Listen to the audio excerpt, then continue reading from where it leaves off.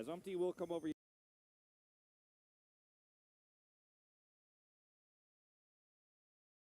Of which, like, he comes over here, he's like, wait, there's no ward in here? Okay, this is a free kill. Yeah. And I mean, Saber tries to steal, but there's a lot of ways for that. Wait, no, you while you walk up. Yeah, exactly. It's not considered denied. So nice try out, unfortunately, that's a death on the board. Yeah, MCS blaming, picks up the money, and it's first blood in his pocket. So this next great fight here is definitely KT doesn't have to take it necessarily, but they have teleport, not unleashed. They could try to force it, but I think you just slowly contest, and if Fred makes mistakes, Zeri gets her certification. And if they don't, then say, okay, you have a 2 Drake lead, but our power is later on in this game. Yeah, I don't think they need to worry too much about this. KT gave away 2 early Drakes last game as well, and then decided to turn things on. If he grabs someone. Cuz is running pretty quickly. Zenith Blade does get over on top of this gunner, taking a lot of damage. The ulti comes through from the Poppy as well. That's going to secure that one. Is now aiming by himself, has to dash over the wall. Vikla, Weaver's wall to get himself back to the fighter's life, has to flash away. Rascal's going to turn up, but he is way too late to this battle as the Realm Warp comes on through as well. Fred and Breon, they are not done with this one, as Vikla does make it underneath his turret, and so therefore Fred and Breon will back away, but they are bloodthirsty right now. That was a really good call from Delight to look for that engage onto Cuz, and Cuz actually ends up impaling the Leona, which is, you know, leads to not good things for KT, let's just say, is he would have loved to impale one of the critical members of Fred Breon in this fight, one of the damage dealers. He impales Leona because he's trying to actually trade back a kill. He's stuck there. He's at low health. He's like, I'm probably going to die if I don't impale him right now. And he gets the wrong target. It's not the target he wants, but this is a really good force from Fred Breon. And KT were hoping, like I said, for the certification of the Zeri in this game. Like, if we actually get a miracle fight here, which you don't need to take, but if you win it, it's probably a miracle. I mean, look at Vikla's angle here. Gets a shove, but he's on a completely different page. He's knocked away. No Weaver's wall to cut this team in half. Steadfast presence here from Umpty. Nice attempt to lock aiming down. The Weaver's wall, of course, used to join up. They weren't actually ready to cut this team in half or have a Ornn ultimate. Like, the Ornn Horn isn't there because he doesn't have Unleashed. Like I mentioned, he had teleport. He teleports in. Then he's like, oh, the fight's over. Unfortunate. And KT is really uncoordinated in a moment where you can lose this game if you give Fred Breon too many more of these skirmish fights. Yeah. That you don't absolutely have to force. And also, I mean, Fred Breon's composition, it's very similar to what they had in game number 1. Donkey Whistle, certainly right there for Henna. Can just press that go button. You got a super speedy Leona who can pick a target and lock them down. Of course, aiming does have the cleanse available, so they'll need a little bit of added CC, but on the hunt plus Gwen, I mean, that is just a lot of chase down potential as Fred Breon are looking for Shirley. Should be able to collect this one as well, as Lava is just hanging out here towards the bottom side, trying to stop this turret from falling. No turrets to be taken from either side just yet, but you can see Fred Breon otherwise with full control of the neutral objectives. 2 Drakes and soon to be 2 Rift Heralds as well. Yeah. This is very similar to what happened last game, of course, in terms of the objective control for Fred Breon. But, you know, last was a Fedicali running around the Rift. We saw a Miracle Steal aiming, you know, was ready to have that Baron fight to go into his favor. The game state here for KT is very different this time around because, yes, there is no Fedicali, so that's somewhat concerning in terms of the side laning for this Gwen, who can feel very comfortable going up against this Ornn. But they have an Ornn, and they have a front-to-back team fighting composition that has a front line, has pick potential, and so I feel much better about KT's situation this time around than the last, despite Fred Breon having a gold lead here in that objective lead, because there is a backbone for the Zeri this time around. Yeah, and the Zeri already has the kill, like you mentioned. First Blood was picked up, so that, you know, close to, you know, it's 23 CS, so it's a decent margin here that Henna does have an advantage. But it is mitigated a little bit by that kill coming through. Does now have his shield bow completed as well. It's going to need a bit more time to lock down his Phantom Dancer and IE. And then the Zeri will just be Zeri. And we know that aiming, very good at being Zeri. He did it in the last game. He's been doing it all season whenever he's been given the opportunity. And Fred Breon this time around have given him 2 opportunities. And it seems to me like Fred Breon are okay with this Sivir matchup, but we just didn't see it out of Henna. We didn't see the reasoning, and I want to see it this time around. I want Fred Breon and Henna especially to have a better game. Yeah, Henna, he just has not been able to pop off when he's been empowered to do so. And we talked about it a lot. We have to keep mentioning it because if it was another 80 carry, 2-1 on the Sivir with Kraken Slayer online, you'd feel a lot better about the control that Fred Brion have over this game. We just haven't been able to build up that trust for Henna this year, this season in particular. It's Morgan up here on the top side again, a lot of control. This next Drake that spawns in 1 minute time is the Mountain Soul point for Fred Brion. So KT will not be able to avoid this fight. So hopefully it will not be a lackluster setup for them walking into a choke point, and they'll actually have everything set up the way it needs to be. Rascal doesn't look like he's going to have teleport in time, unfortunately, because he used it in the last one. Well, Cuz can just impale if he would like to, but instead they're just going to stun one another and then move away. I do like not using it on the Leona, because she is not a priority target. You've got 30 seconds on this Drake, and that would mean that they wouldn't have that available. And, of course, Rascal, in fact, will have his teleport available, forgetting I did that he used it at the last Drake spawn, so the timing of this will just barely work out for him, so he could stay up here and could teleport in. This Rift Herald, once again, just like last game, used to try to set up for Soul Point Prio.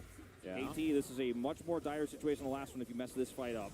Yep, they're trying their very best to deny it, and it's not going to charge. Very, very sad. As Fred Brion were trying to use it just to get some control of this Drake area. Yes, they do have that. They're not going to be able to give Shirley too much meaning to her life, which is, not great for Shirley. All right, KT, Morgan's on the flank angle. Realm Warp comes through. Yeah, Realm Warp to deliver them onto this dragon very, very effectively. KT right over here, though. Weaver's Wall going to come through. That will split up this fight somewhat. And we don't get the Rams return. Great double knockup, though, however, and Rascal's still going to find the value. But now Henna's able to get those autos through. Life is going to fall down. Aiming. This is not the Zeri moment that you wanted to have, as Vikla will be able to secure the kill onto Henna, who just overextended into this team. Now Umpty has to flash to get himself out of the way, but Rascal now finds himself in the back of this pit with no options. And Fred Brion, they win out the fight. Aiming, he didn't fall down, but the rest of his team fell like dominoes. Yeah, and this time around, I don't know if there's going to be a Miracle Baron that gets taken right after here from KT Rolster. And also this time they don't steal the Drake. And drawing a lot of parallels to the last game as Aiming's going to look for a steal. That was very strange. Aiming's able to get himself over the wall and does not die, but Steadfast Presence, mitigates that one quite comfortably. He also expended his cleanse there, so I get the idea. He's looking for a steal away of a kill. He's like, I hope I can actually grab this Poppy, grab some extra gold.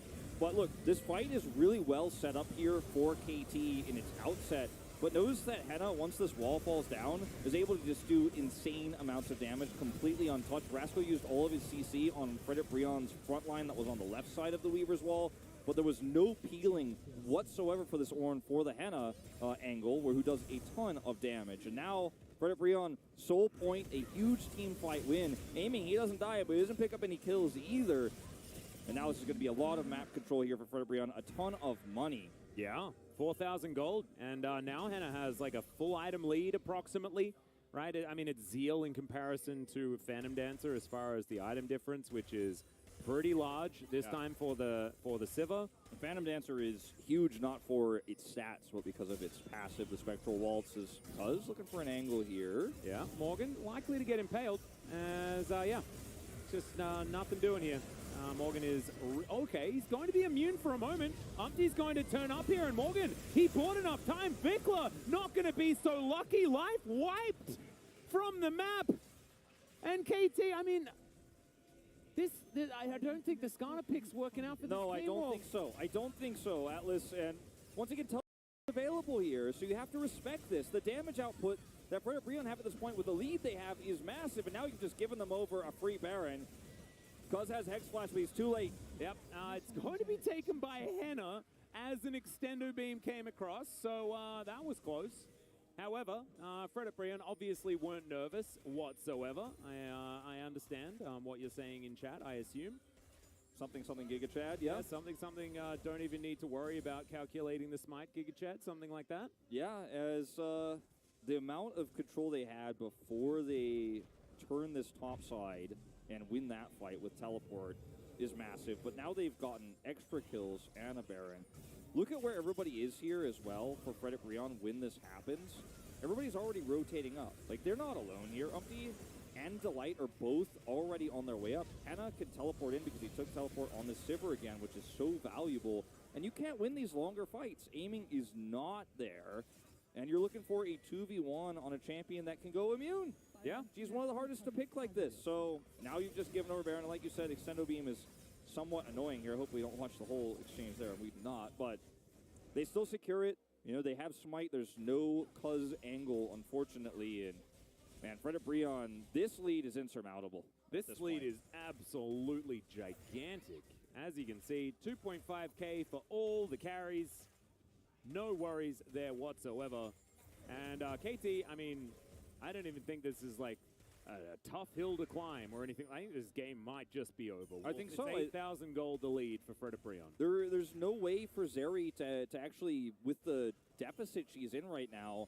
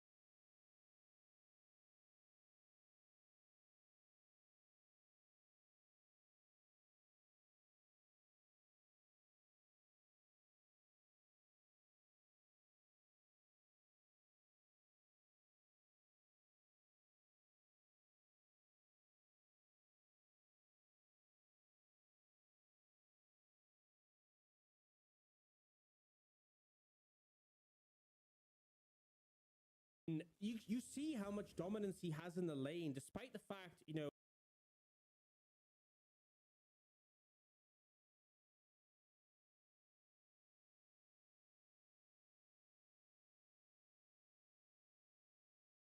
he made some mistakes earlier. The fact he can walk in a tower and solo kill the Gwen shows how powerful it is. But the critical misplay is a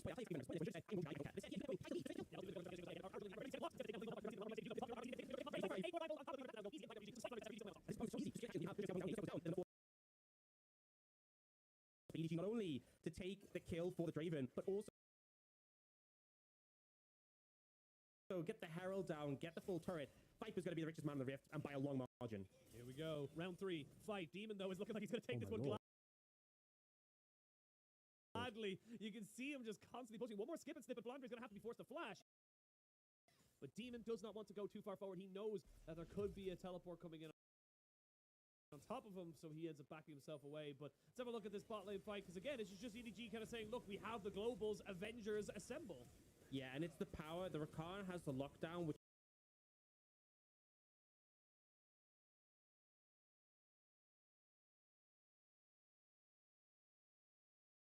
18 fight. And even if Ornn gets a huge knock-up, it won't matter necessarily if they can't kill these carries, and there's two of them, because the Rise is now well and truly online. Yeah. So it's not just about the Sivir that's extremely fed this time around. Well, Rascal's going to have to try and deal with Morgan here. Yeah, just hanging out underneath this turret, but he will get impaled and pulled all the way back. Life is going to collect that kill, and the Lord will perish in this moment. However, he was split pushing, he was doing his job, and now Fred Brion, yeah, a bit of tempo taken away. Not exactly the greatest of maneuvers, but they'll shake it off. I reckon they'll be fine. KT draft this time around, but taking a poor fight gives Fred Brion such a domino effect of a lead that KT are, I mean, they can't even get picks anymore. They're that far behind. And it's also, once again, I mean, KT took away the Karma pick, and I guess this is something that has been working in scrims, but it didn't work for Delight last time around. Delight now on the engaged champion. It really does feel like Fred Brion have a lot more coordination in these fights, because the players that have been making all of the plays so far this season it's been Umpty and Delight almost every single time, and now they both have agency in order to do so. So even though KT, they've got a team fighting draft, Fred Brion just have a better one for them. Not necessarily better on paper, I don't think, but it is definitely better for them. Yeah, they used it better, and KT deciding to fight on that second Drake, I think, was really the first domino that falls over. And it's frustrating to watch if you're a KT fan because you know this team is the stronger team of these two. You know this is the better draft of the two today in terms of a well-rounded composition that empowers Zeri. But they took the wrong fight when they're not spiking against a comp that is spiking. Like, this happens so often. The very few losses Zeri have, they usually look like this, where something went really wrong in the early mid-game. They fell too far behind. They lost map control. And you really have to understand the timings to fight where your win condition is. It looked like KT just thought, okay, we're a better team, and if Aiming gets 3 kills right here, we could certify the Zeri moment, and the game is over. Because if they win that, yeah, the game is probably over. But you don't have to take that risk. You don't have to flip that coin. Yeah, Delight going to get slowed down here. Extendo Beam just to spy out the jungle as the sweeper was used. Control ward plonked down there as Life is going to remove it and put it down here. So, Baron, pretty invisible right now for KT. Fred Brion with so much control of the pit as, okay, Turbo Scanner. Going to be moving towards Umpty here. But he's got the Keeper's Verdict. He's ready to go to battle. And him and Delight, like we were saying, the engaged duo, just standing here stalwart. They're just the bodyguards of the Baron pit. And they're going to start this one off. Talia hits level 16. A lot of damage potential here. Okay, Keeper's Verdict is now on cooldown. KT, get the information, as that is a beautiful flick onto Delight. Cuz not going to be able to get in there and actually punish. And Delight will be allowed to go home. Talia plus the Extendo Beam, even though it's into Mountain Soul, it's a lot of damage in these choke points, and you have to be really respectful of the fact that you could just get Seismic shoved in if you are the support. Even the Leona is not going to be able to tank that one up forever. And you to get in there and actually punish. And Delight will be allowed to go home. Talia plus the Extendo Beam, even though it's into Mountain Soul, it's a lot of damage in these choke points, and you have to be really respectful of the fact that you could just get Seismic shoved in if you are the support. Even the Leona is not going to be able to tank that one up forever, and you could find yourself taking a 4v5 fight for the Baron. This KT, I think, realizing very quickly how this comp has to be played now. They have 3 ornaments online, so that's showing up some of the issues in terms of the lack of gold they have right now. They're 8,000 behind. I'm really trying to struggle. I'm squinting my eyes hard to see the angle here. I mean, Infinity Edge was just done. Dominic LDR there, so it's a double Mountain Drake, Mountain Soul. So there's a fair bit more tankiness to get through. Yeah. You know, the longer the fights go, though, that Infinity Edge value is going to go up, and will still be quite strong here. But it's really just about, can you set up a fight? Well, heroic charge going to come through here as Solar Flare connects as well, cuz they're just trying to blow him up, and they will do so. Lava suffering the same fate, almost, as he does run it out. He's limping, though, as we've got the battle between Morgan and Rascal being won by Morgan. Of course, in the side lane, Gwen's always going to take that one, but Rascal is at least still stopping that inhibitor from going down. Can teleport in once he backs here, not going to be interruptible, and I think Fred Brianner is going to pull the trigger here. 20 seconds to go with Cuz on the respawn. There's the teleport through. KT, you have to force something. You can't give this up, but the game is lost. Yeah, well, there's the Seismic shove. Aiming, throwing the Extendo Beams through, and that's all they got. They can't get vision. They can't get control. They have no jungler, so they can't smite it away. I mean, Vikla could have switched over to it with his spellbook, but that would have been a one-way mission, and they may have just lost the game anyway. There are 25 seconds on the Elder, and I think that KT have that on their mind instead. If you don't fight for the Baron here, okay. Great little flick there onto Umpty.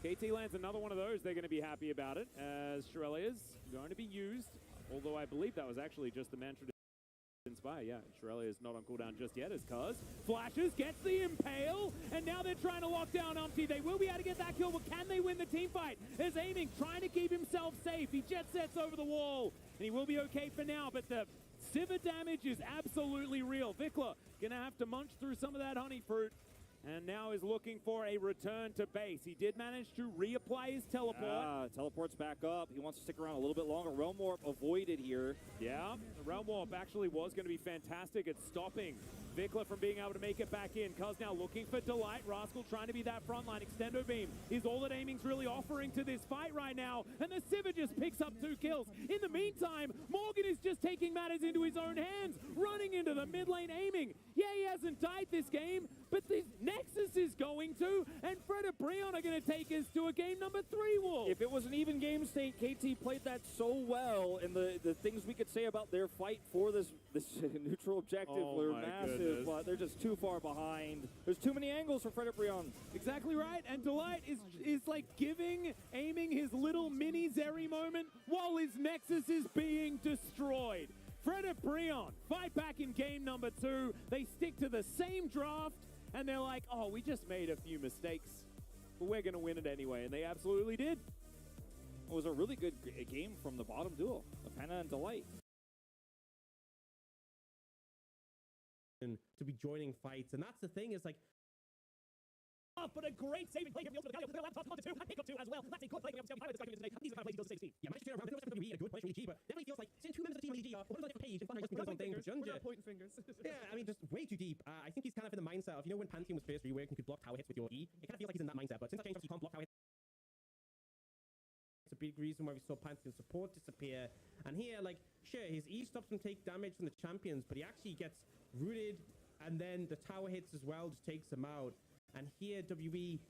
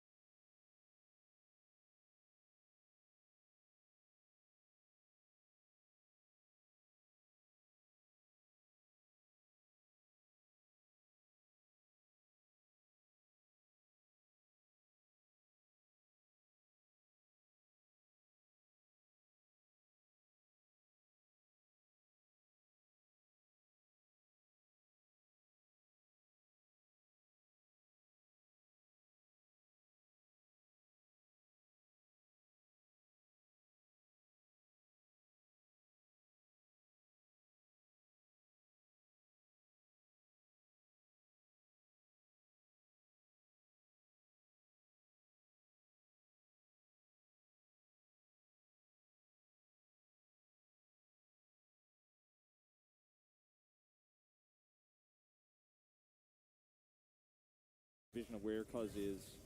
It's a greedy play, and they get punished. Yeah, they definitely do. It's not going to change the CS numbers or anything like that. Aiming doesn't pick up an assist, crucially, as well. Within that moment. In fact, Life only collected one of those. Exit, utilize their Life. Around again. Like the rest here in this game. So being able to farm most of the camps will now be relegated to IGG of his own double. Just a little bit forward line is right now because backlining didn't have teleports. Not losing on the wave, but the 5 can be hit, 6 can be hit, raining faster, which is quite important actually going into a potential tussle in a 1v1 lane where everyone else goes to Rift Herald. Yeah. Because both these teams want to fight for Rift Herald so desperately. They both have really strong Rift Herald team fight compositions. I think Frederic Brion has the better one. And Aiming might just be pinned down there on the bottom side, or rather, Henna might be pinned down there on the bottom side because of the lane state and the faster level 6 here for Aiming, which will come online. See, it's about to hit level 5, just a few more minions. Yeah. And, you know, I mean, the Wukong, he's accelerated. He's going to be feeling very good about his chances of taking a fight here on Herald.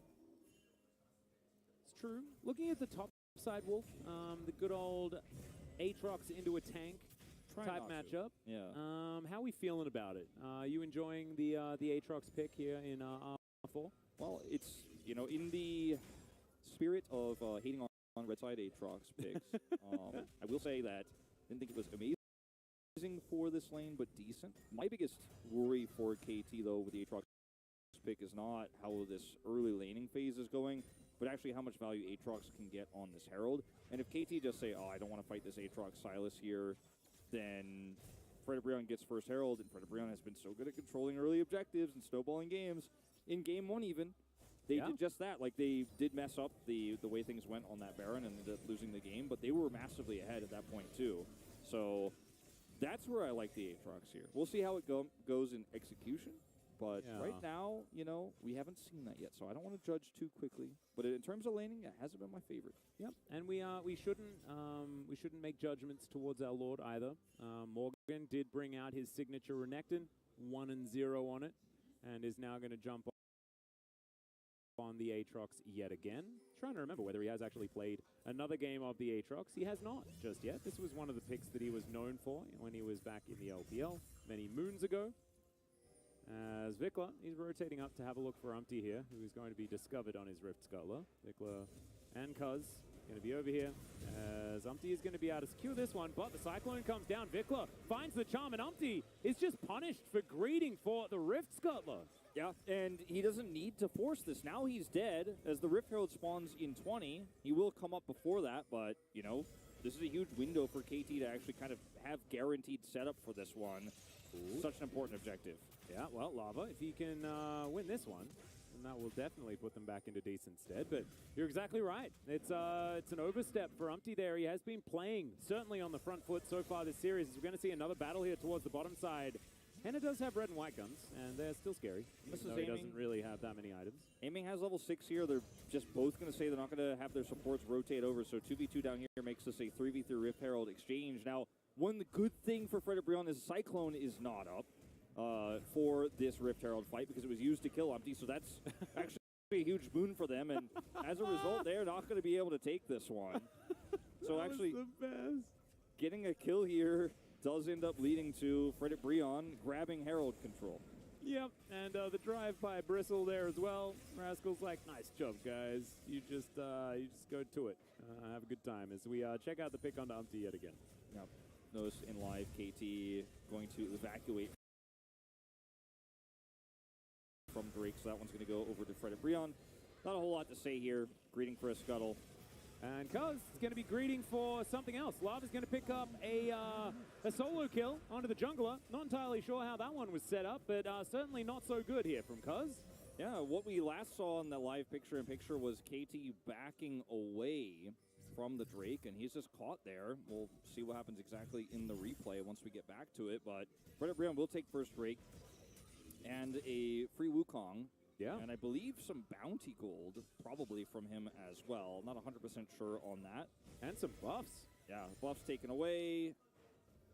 Just Herald's a very happy Silas. Yeah, Herald's up here for Frederic Brion, you know, and it's a good angle for the Aphelios to pick up some plate money. Well, loyalty program going to come on through there as Vikla gets his hand shook against his will. As nice little charm there from Vikla, but not able to find the Orb of Deception, so no real damage onto the Silas, who's about to have his teleport back up, so not under any threat of losing too much here. He's down about 10 CS. not really end of the world or anything like that, So as we're going to see how it all happened. Yeah, KT were trying to start this one up. There's a ward here, so Fred and Brianna are able to identify this. And Cause and Life back out and live. And then I guess it's Spirit Rush who catches him here. As he has hijack, he interrupts him. Just caught backing. Yeah. As simple as that. Fairly greedy attempt here after giving up the Herald, and without Cyclone for Herald fight, I think they probably, if they had grouped, still could have contested there and tried to make it into a more complex exchange, but they just gave it up, then lost the Drake. So Fred and Brianna get both early objectives again. Feels like I'm watching the same game 3 different times with different drafts, and not that many differences in the first 2, of course. Yeah. As KT, they also get themselves the blue side once again, so it's just kind of blue side of the map are the protagonists in this particular show that we're watching, and they seem to be winning every time. We don't really get to the Empire Strikes Back just yet, where the baddies seem to win. It's just all seems to be coming up blue. But we'll see whether Fred and Brianna can turn this one back around again, because this has been sort of flipping and flopping quite a lot, and there is still a Rift Herald to be put down, and Fred and Brianna can build a lot of momentum off that. We have to then talk about the fact that, you know, yes, KT have found a few of these skirmishes, making things happen, but, okay, I'm not going to find the charm. However, Umpty's still going to take a bit of damage. I'm still so scared of the fact that Aphelios does far more consistent damage. Yeah. And Silas exists. So I think Fred and Brianna are in a great spot. There's, you know, okay, I have to watch this unfold. Well, especially now. The quickness has come down. Life is just going to take so much damage. Hostile Takeover came in there, as now Cuz just getting thrown around like a ragdoll. Delight just controlling this fight right here. Lava is trying to keep himself alive, but the Abduct is not going to be enough to save him. Orbit Deception not doing the damage that it wants to. So I believe that was just a 1-for-1 in the end. Yeah, 1-for-1, but very messy on both sides here. I think the fight for Fred and Brianna is amazing if you have Morgan or Henna there, but they end up outplaying KT, but still trading 1-for-1 at the end.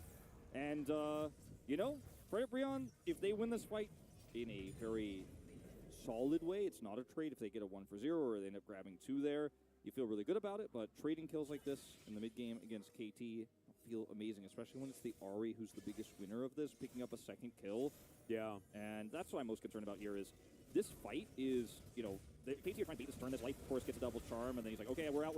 I'm not actually sticking around for this. And the Cyclone value is pretty massive as well. But Lava's able to pick up a kill, sacrifices his life for it, gives a kill over to Vikla. Don't like that as much. Would have rather than just kind of handshake that away and say, you know what, we didn't actually end up getting the kill on Rakan. Let's just leave. Well, Morgan is now also going to be punished. Does have to flash. That is a phenomenal ultimate out of Rascal, but Morgan's able to umbrally dash to get himself out of the way after the flash over the wall. And so the Aatrox will survive. Yep, gets out of there.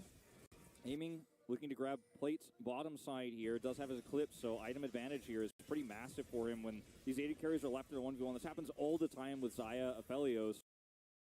Xayah's just left in this early game where she has an item advantage. Even if Aphelios has Gale Force, she can look for some really aggressive trades. Now Delight rotates down, but it's a trap. Oh dear, Umpty is able to come in whenever he would like to. He's charging up that Vault Breaker, but decides against it. They get the Feather Storm out, and they are just going to be able to back away. Lava over here does have Spirit Rush available, as this ward is not going to be taken down because Lava leaves too early and gets hit by the loop. So, love it. The winner of this exchange is hard to identify because they're both trying to group up for Drake Prio, and neither team gets a strong win. Like, they got Drake Prio bro-did, but KT are over here getting this bottom lane pushed over. Cuz is rotated in. He has Cyclone back available. And it looks like we're going to have just straight up a 5v5 fight. Both of these teams extremely strong at fighting at this moment. Morgan does not have teleport, nor does Rascal. He's going up. And is trying to hide where he is, Morgan is right now, and wants to keep it hidden. KT are like, oh, is Aatrox coming in or not? Well, they get the bad news is Charm will connect here. Lava actually able to dash his way out. Does have the Abduct as well, as now Cuz trying to find a bit of damage here as in goes Live. Finds himself the grand entrance as Cuz is going to lock down the kill. Vikla on this Ahri, absolutely fantastic, as well as the bailout comes through. They try to keep Lava alive, but it's not going to work out. Rascal will unfortunately fall, but Fred and Brianna still lose out on the trade.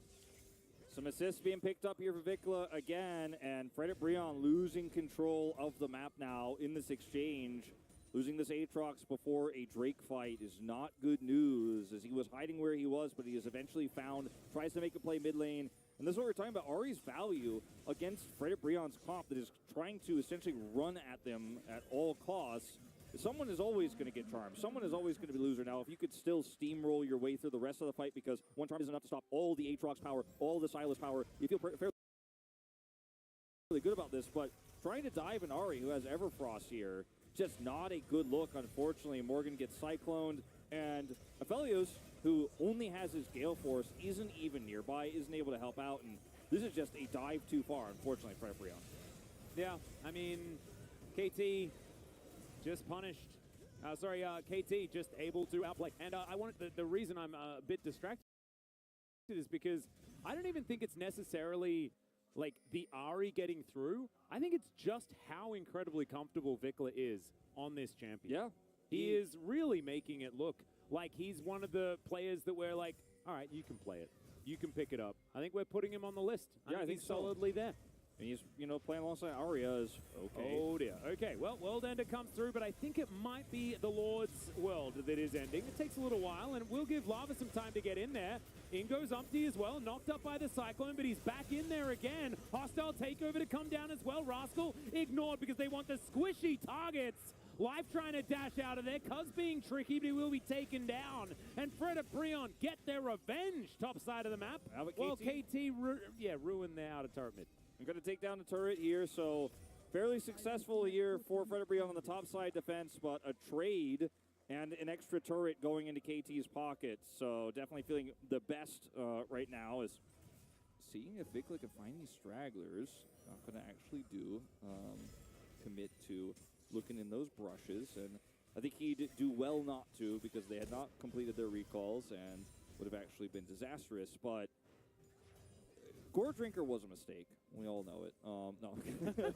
But Morgan buys a ton of time here with it, obviously, and his World Ender for the teleports to come through. But unfortunately, Fred and Breon don't have a comp that can actually fight once the Aatrox dies here. Lava has charms, but the Cyclone is good. It's a buy only. There's no AD carry in this fight. So, yes, they do trade back.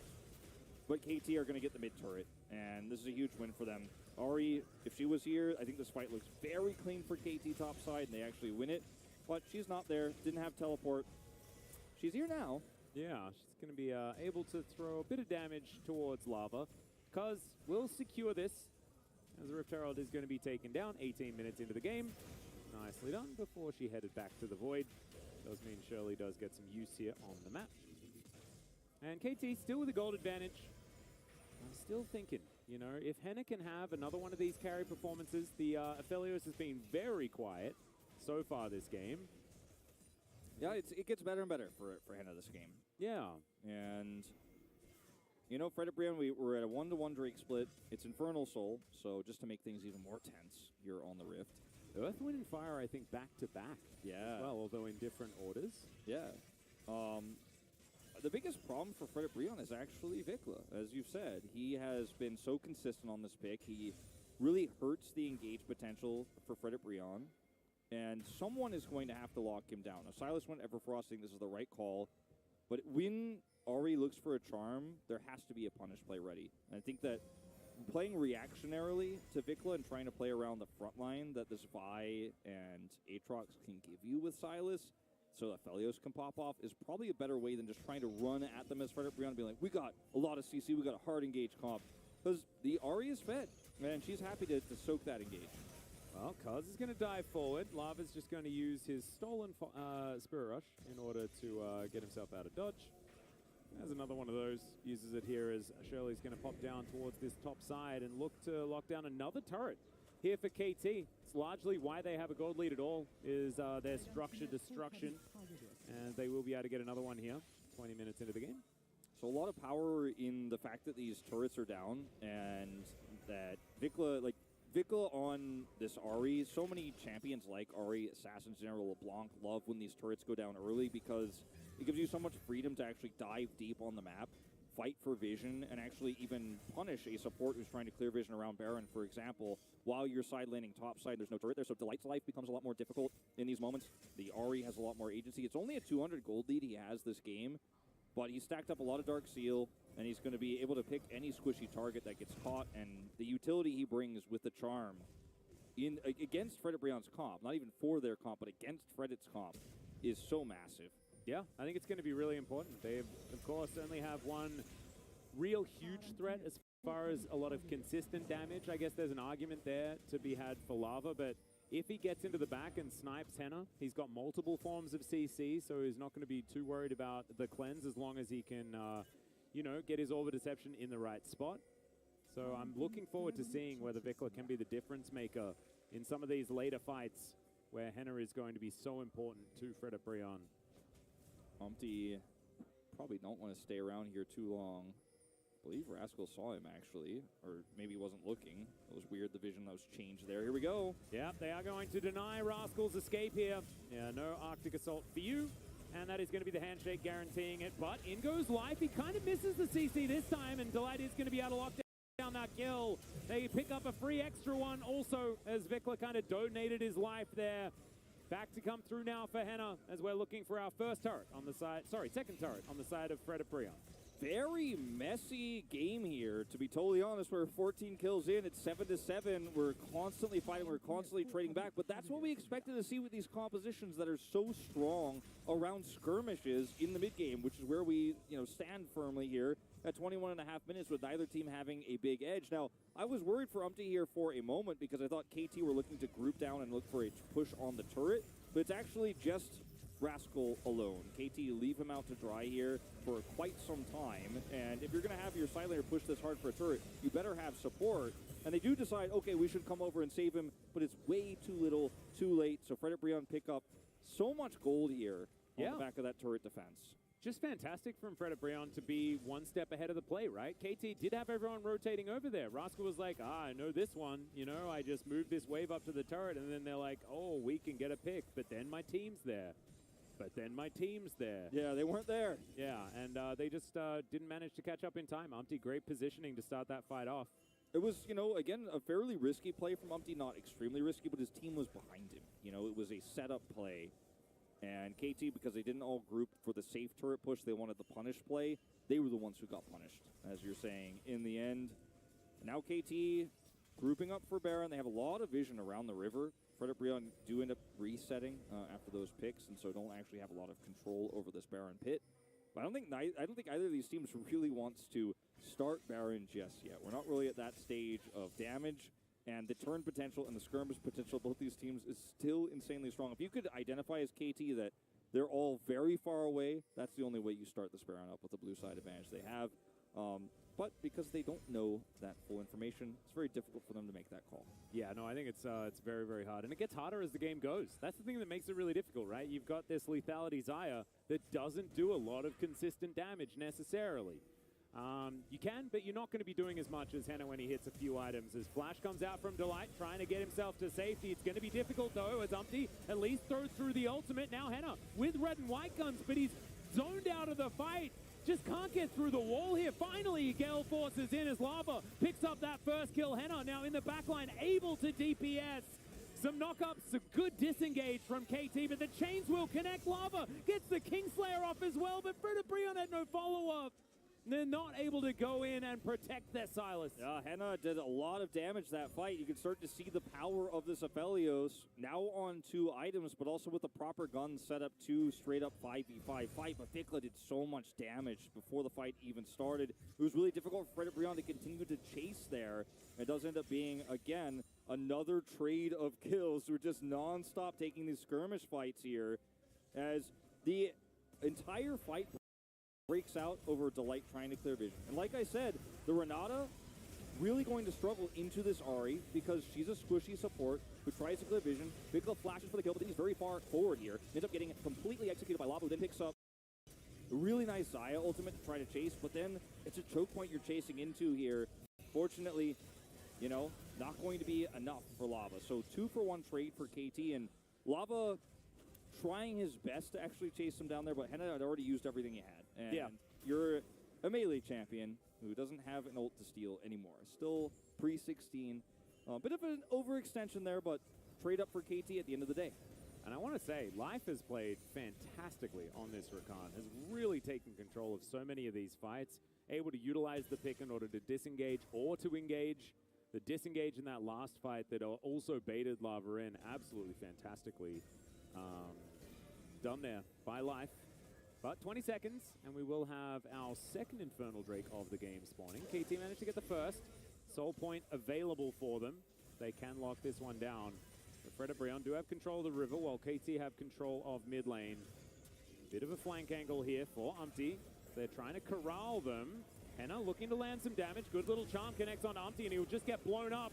No chance for him. No chance for Henna either, who tries to Gale Force to get himself out of the way. Cuz is going to almost get hit by his teammate's ultimate. Oh, it's Lava that hijacked it and took it away. Cuz will get secured, though. And Fred and Brion are looking to try and turn. Even though Umpty has died, Henna's still doing a lot of damage, and Lord Morgan can be there as that front line. There's just not going to be a clean team fight this game. It's just not going to happen, Atlas. And Henna gets a few of those pieces of honey fruit, comes back up to half health, has awkward guns for the fight, but does some damage back. KT looking to actually hold on to this Drake. Henna's still here, does not hold the back. Look at Morgan. He just walks in there. TP comes through. Zero fear whatsoever.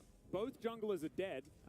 Umpty's now running back, but there are no smites for anyone, as Fred and Brion do pull it out of the pit, aiming. Wants to be able to snipe it, and he isn't going to be able to. Nice try. Good old jungle Aatrox here is going to lock down the Drake very comfortably, and we're to a piece. There's just not a whole lot to analyze in these fights, man. It is just bloodthirsty. Some buttons landed, Wolf, and the other buttons did not land. Yeah, that is most of it. This looked really good for KT at the start of things. Umpty gets charmed, the CC chain's there, and they're on top of Henna. But there's no follow-up damage here, unfortunately. Aiming knows that he's not auto-attacking anybody at the start of this, so Renato ultimate zones them away, so Henna feels comfortable to actually come back over, tosses in his Moonlight Vigil, which isn't big. And then Fred and Brion are like, ooh, we almost have enough health bars here because we have an Aatrox, but it's very scary because there's an Ahri there, she could charm, so let's back away. Then when KT are going to go over, they're like, well, if you think you can attack a dragon, then absolutely not. Then Fred and Brion are ready to fight again, and it's just barely, of course, tied up now here on the Drake. It looked very scary for both teams there in that neutral after the initial trade of kills. Yeah, it's absolute chaos here, and I was trying to focus on who was going to kill Cuz, and therefore I missed the fact that Lava stole a Glacial Prison and then threw it at the guy who then immediately used his stopwatch. So not actually finding any value out of it, as aiming is going to be delivered. The enemy's red buff. Definitely good news here for KT. Yeah, and you know, these fights, I think, become more and more Fred and Brion favored as this game goes on, because aiming is, or rather Henna on this Aphelios is going to outpace aiming. Aiming is losing, you know, the item advantage that he has, because, yeah, he still has one at the moment, but the items he has on the champion he has is not as valuable as Henna's damage and the consistent damage output he's going to have once he hits that third one. Well, this Baron is going down extraordinarily low, and Umpty, they have, like, no information. They just don't know that this is dead. It went down to 7 health. Did not matter whatsoever, as Sejuani is going to secure it with her extraordinarily powerful auto attacks that are able to do at least, Wolf, more than 7 damage. Yeah, nobody is smiting today. Yeah. Sometimes you just watch when a Baron goes down. You just watch the wall. Sometimes you're just that confident Fred and Brion is going to do absolutely nothing. And they were right. Fred and Brion didn't have any vision, didn't have any control of this. IE still not done here for Henna. That's going to be the big moment where he can actually start to do a ton in these team fights. Because he's already, you know, doing more than Xayah, mostly, if he's not just 100-0'd in the fight and then, of course, forced away. But there's the Serpent's Fang coming through. Still a huge lead for aiming, but Aphelios will be able to keep up a lot in these upcoming fights. Death Stance done for Morgan, has a stopwatch done for Umpty. So point fight is going to be, it's going to be pretty nuts. It is going to be a pop-off fight. And Baron buff should give KT a ton of cryo. Of course, the timing of this is amazing for them for setting up for this. But got to make sure that nobody dies beforehand and nobody overextends. You know, I'm not ready to trust just yet. No silliness, please, Wolf. Yeah. I want none of the silliness. Yeah, I'm just not ready to trust a team with a Baron buff is actually not going to just totally throw it away. Okay? Someone's been playing a little bit too much solo queue recently. As Vikla is going to get the shove on as the rest of KT looking for that flank around the side. Delight in the brush, but realizes that it's very dangerous to be there. There's the Glacial Prison collected. Lava still not level 16 yet.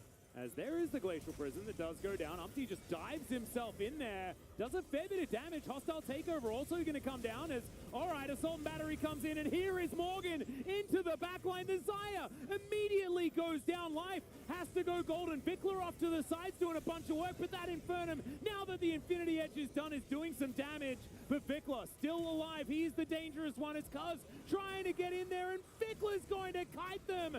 Henna, can he stay alive? Is the question. He's down so low as Rascal was threatening. He doesn't have the ulti available though. And KT somehow limped through the team fight. They have the better items here at this point, and the Zaya, does go down, but does a ton of damage on the way, and Henna isn't there to actually follow the damage. He's a low-range AD carry. He's basically an ult button at this stage in time, even with the IE done, when the hard engage is that far away from where he's standing. So even though the engage is amazing for Morgan and Umpty, it's not enough if there's no follow-up. And Lava is playing a melee champion. He's playing the Silas this time around. So it's not like he can actually just follow it from a million miles away.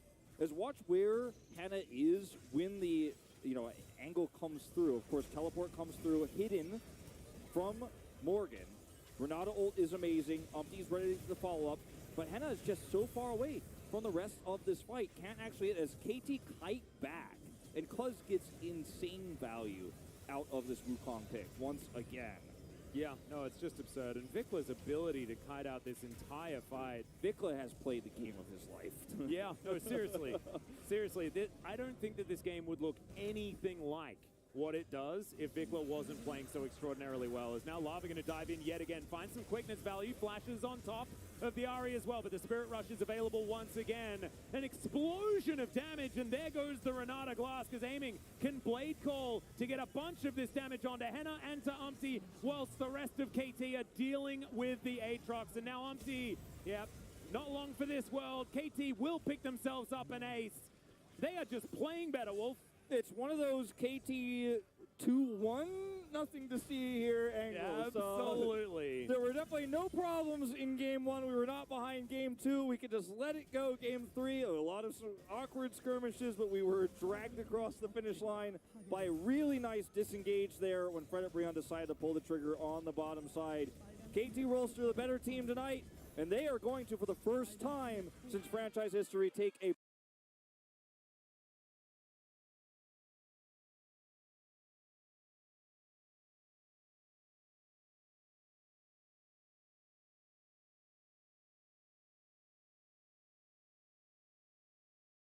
overstep a bit. The Galliol is perfect. Yeah, one issue though is we do see EDG kind of lead on the side lanes quite a bit. LeBlanc is better suited to side laning than Azir is, and also this top lane matchup. That, part of the reason the goal discrepancy is so big is there's a 60 CS lead between the top laners, right? You have this Yone who can basically just duel Demon whenever he wants, as long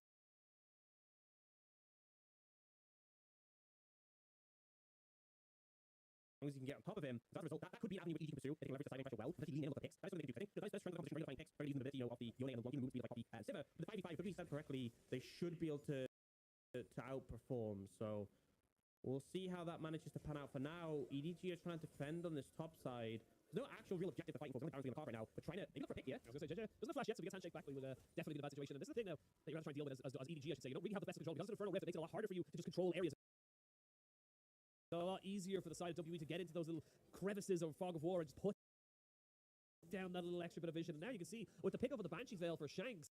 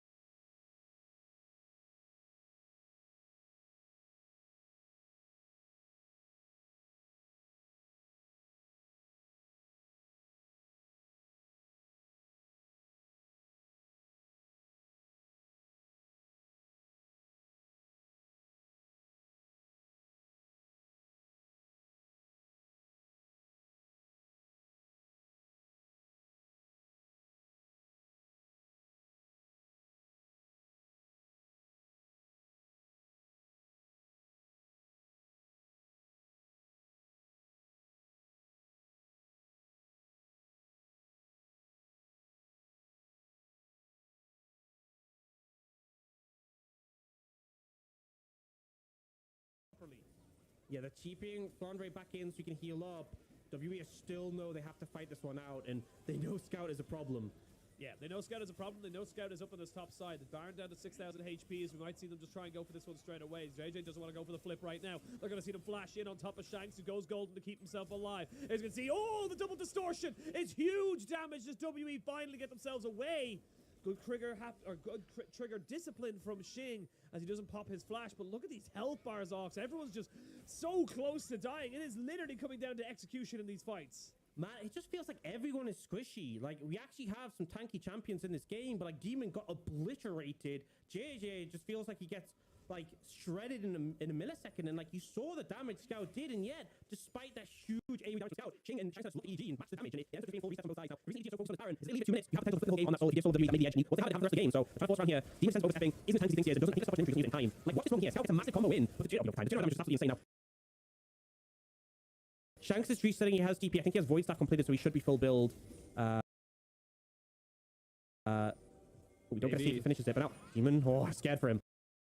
Yeah, I mean, you can see that. Like you said, there's tanky champions, but even Demon only lasts a couple of seconds in these fights right now. The Sivir is going to, yeah, if that. That's asking for a lot as well. Shanks loses Banshees. That's all Scout wanted for the moment, but may have stepped a little bit too far. His distortion should be up in about 2 seconds, and he should be able to keep himself safe. And that being said, he loses his passive, and that's actually a big cooldown. It is only about 40 seconds, but that's 40 seconds now that WE have without knowing there's not going to be any illusion, smoke, or mirrors. Yeah, and the fact he's chunked out, he has to reset, and he loses his positioning. The big thing is that, like, Scout's positioning is the most threatening thing. So if you force him away, it makes a big difference. You're seeing the Azir damage now.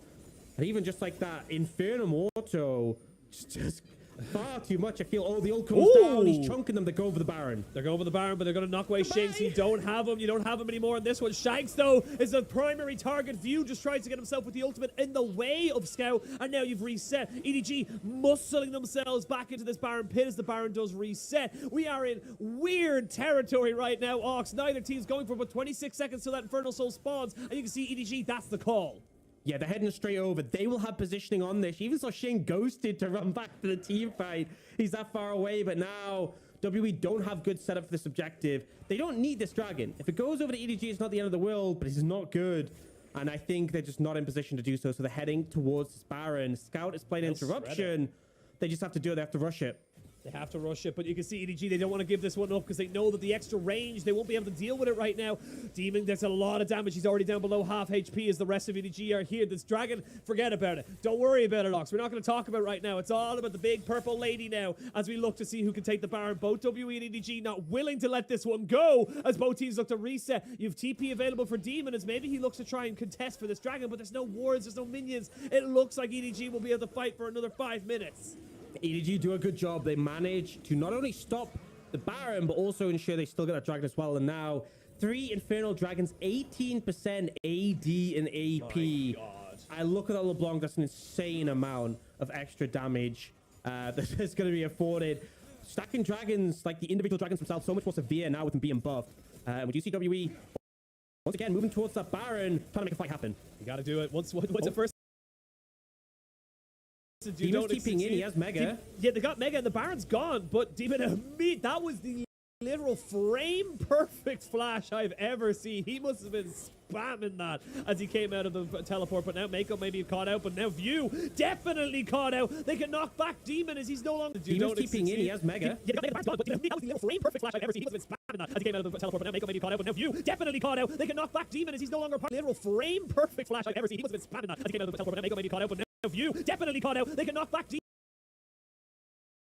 They can knock back Demon as he's no longer a part of this fight. He can't get it engaged. And Shanks is dead. You got the Baron WE. And you're no longer a part of this. Maybe you caught out, but see, he must have been spamming that as he came out of the teleport. But now Mako maybe caught out. But now View definitely spamming that as he came out of the teleport, but now Mako maybe caught out, but now View definitely caught out. They can knock back Demon as he's no longer a part of this fight. He can't get it engaged, and Shanks is dead. You got the Baron WE, and you're gonna lose everybody else. Demon as well, not quite able to keep himself alive. It's all on the Xing. He needs the 1v5. There's one, but no one else will fall. EDG finally get themselves a team fight, and EDG, after what feels like an eternity, should be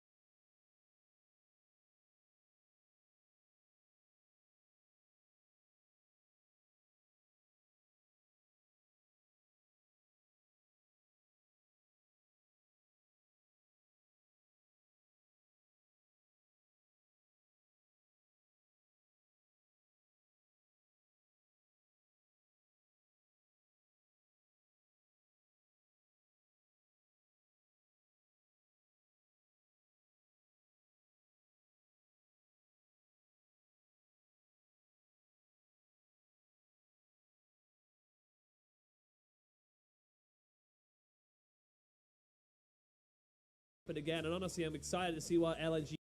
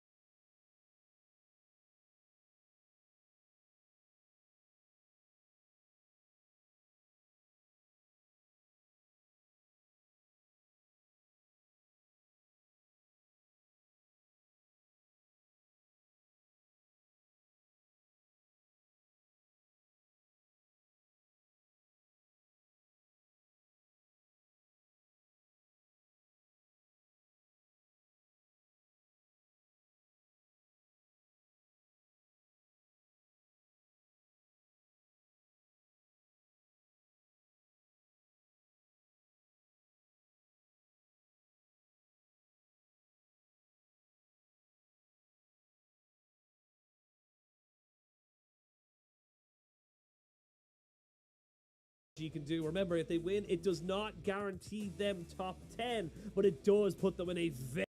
But Luma is going to have to flash. He's going to have to flash. No, he holds his trigger finger just for a moment. He's now maybe thinking about it. He hasn't prompted, but he doesn't want to use the half flash. I completely not see that already down. And that's first blood going already. Yeah, that's why using strength level 1, the Asher constant auto slow, hit using 18 seconds level 1 to like here doing the damage to the with the CC. Completely not see that already down. And that's first blood going already. Yeah, that's why using strength level 1, the Asher constant auto slow, hit using 18 seconds level 1 to like here doing the damage to the CC. And the issues to deal with. He has 2 strong spears out as well. They get a seal, they also get that kill. There's one the Asher obviously the best. But regardless, RA can be really happy with that start. I love that they're using these tools they've drafted for themselves.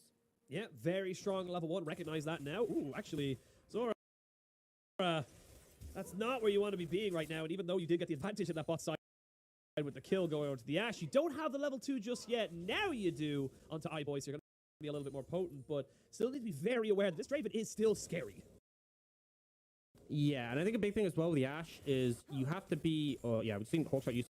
This is one of the powers of the Ashe support as well. The vision provided can make it very easy to track the jungler. So not only is Tarzan behind, he's also going to be tracked so much easier by this Ashe. Really powerful in that regard. But there is one thing to mention with the Ashe is that you kind of your W isn't actually that great of a tool like early levels because it's such a long cooldown. The cooldown falls down drastically with levels. I think at level 1 it's it's a 18-second cooldown or something along those lines, and then like every point you put in it drops it. It's like 18 at level 1, at level 5 it's 4. So wow. You kind of need a few more points there before you can spam the harass out, and you're kind of relying more on the autos. But if you get caught by like the handshake by the Renata or like Draven hits you with a couple of axes, that's where it can be scary.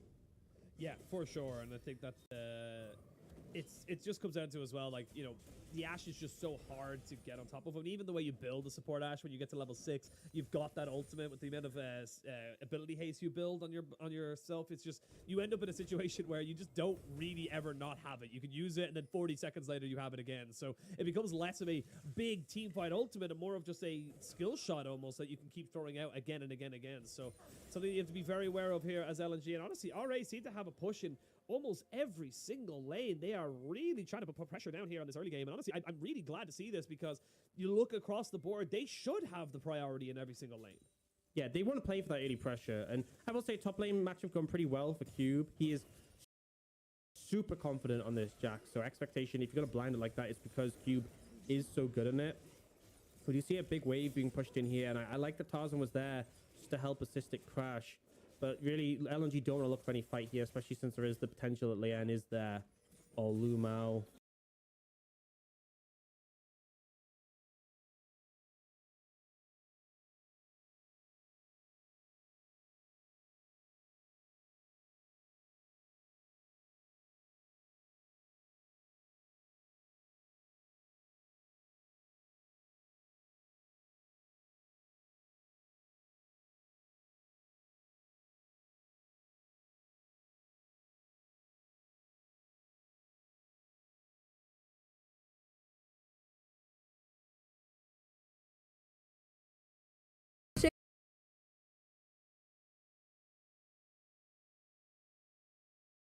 Willer if he can, but no flash to come through either.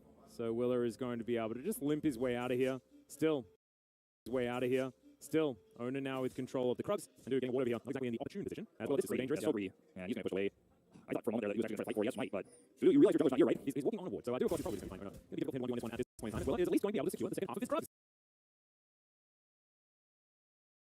Yeah, there we go. That's a positive. Small victories here, and Zeus will, of course, be able to freeze this wave in a very annoying place, and Duder's going to have to teleport back. So despite no kill going down here on the top side, a huge win for Owner.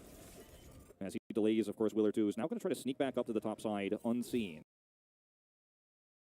Ooh, some Alcove gaming, perhaps? Yeah. Wolf? I do like a bit of Alcove gaming every now and again. Zeus going to go into his Shroud relatively early here. As I don't think they're... Oh, Willer misses. So never mind. I don't think that Zeus expected that Willer would wrap around there, but you got to land the stun. I thought he was going to flash it, because obviously Zeus isn't running flash. You flash, hit the stun, Dudu goes in, he has ignite. Maybe you get that kill.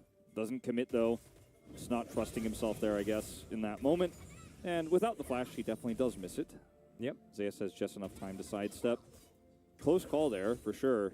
Absolutely. But a lot of time spent here for Willer now, as he is going to path bottom side, but a lot of farm lost here, a lot of time lost, and Owner's just sticking around. Bottom side here. Yeah, he's going to move in, see whether he can find a successful gank or Faker something too. like that. As, yeah, Faker is just going to rotate down. Moving pretty quickly here with his Predator Galio, as you can see. Hasn't actually used those boots yet. He's got some brown bags that he's sorted out for himself, but just not going to go for anything. Vista lands a tongue lash, but that is all the aggression that you're going to get out of Harmor Life at this stage.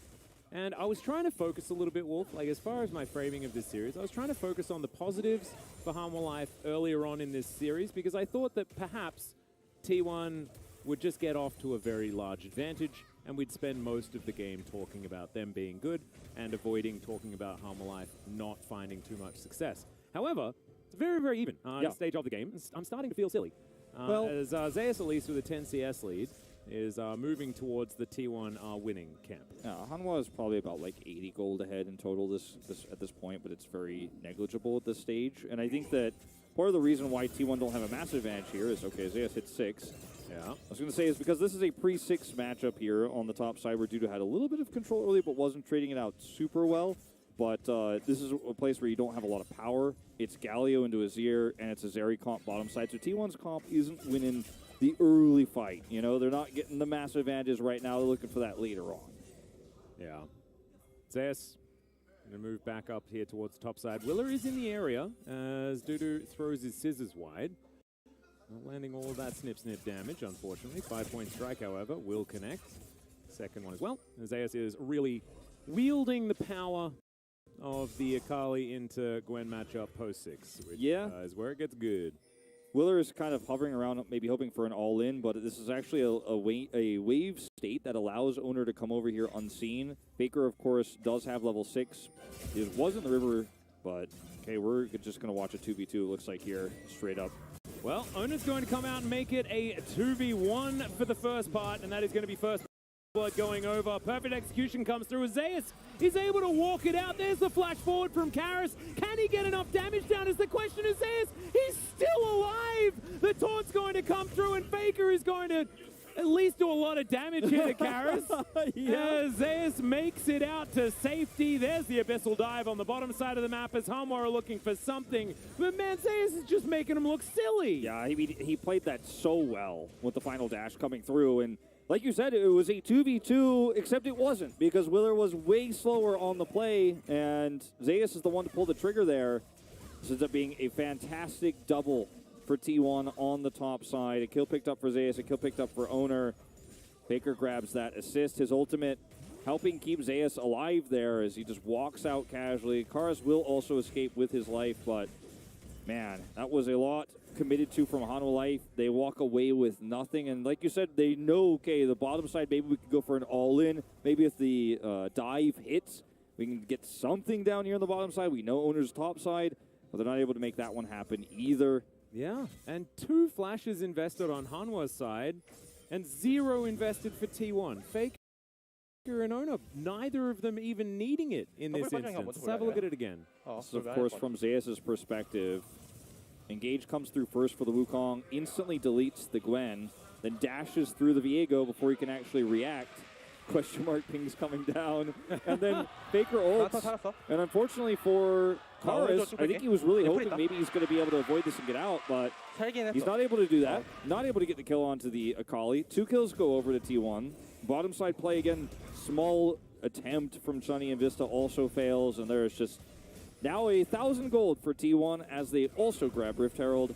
And this top side matchup, you know, can be fairly Gwen-sided, but even in this one, it was not. Like, Zeus was taking early trades against Dudu. Now, we can't even have a conversation about how it's going to go for the Gwen anymore.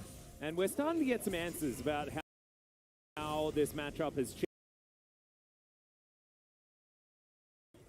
Oh, he's going to try and go for this one. iBoy does have the flash, though. Storm happens to the wave, goes up to the tower, making typical fantasy, who's technical CS. Now we do see RA looking for this dragon, having land solo, it's taking time to try to lane, so he means they can do it. They almost carry 90 extra armor and across the board, RA, that's nice. You can feel they wanted to try and re-engage onto this. Still got to be careful here as LNG, but RA not going to over-chase it right now. So get the dragon, they get a couple of ultimates and a couple of summoners out of the side of LNG, and now with no one defending mid, they're going to get a couple of plates as well. This is so good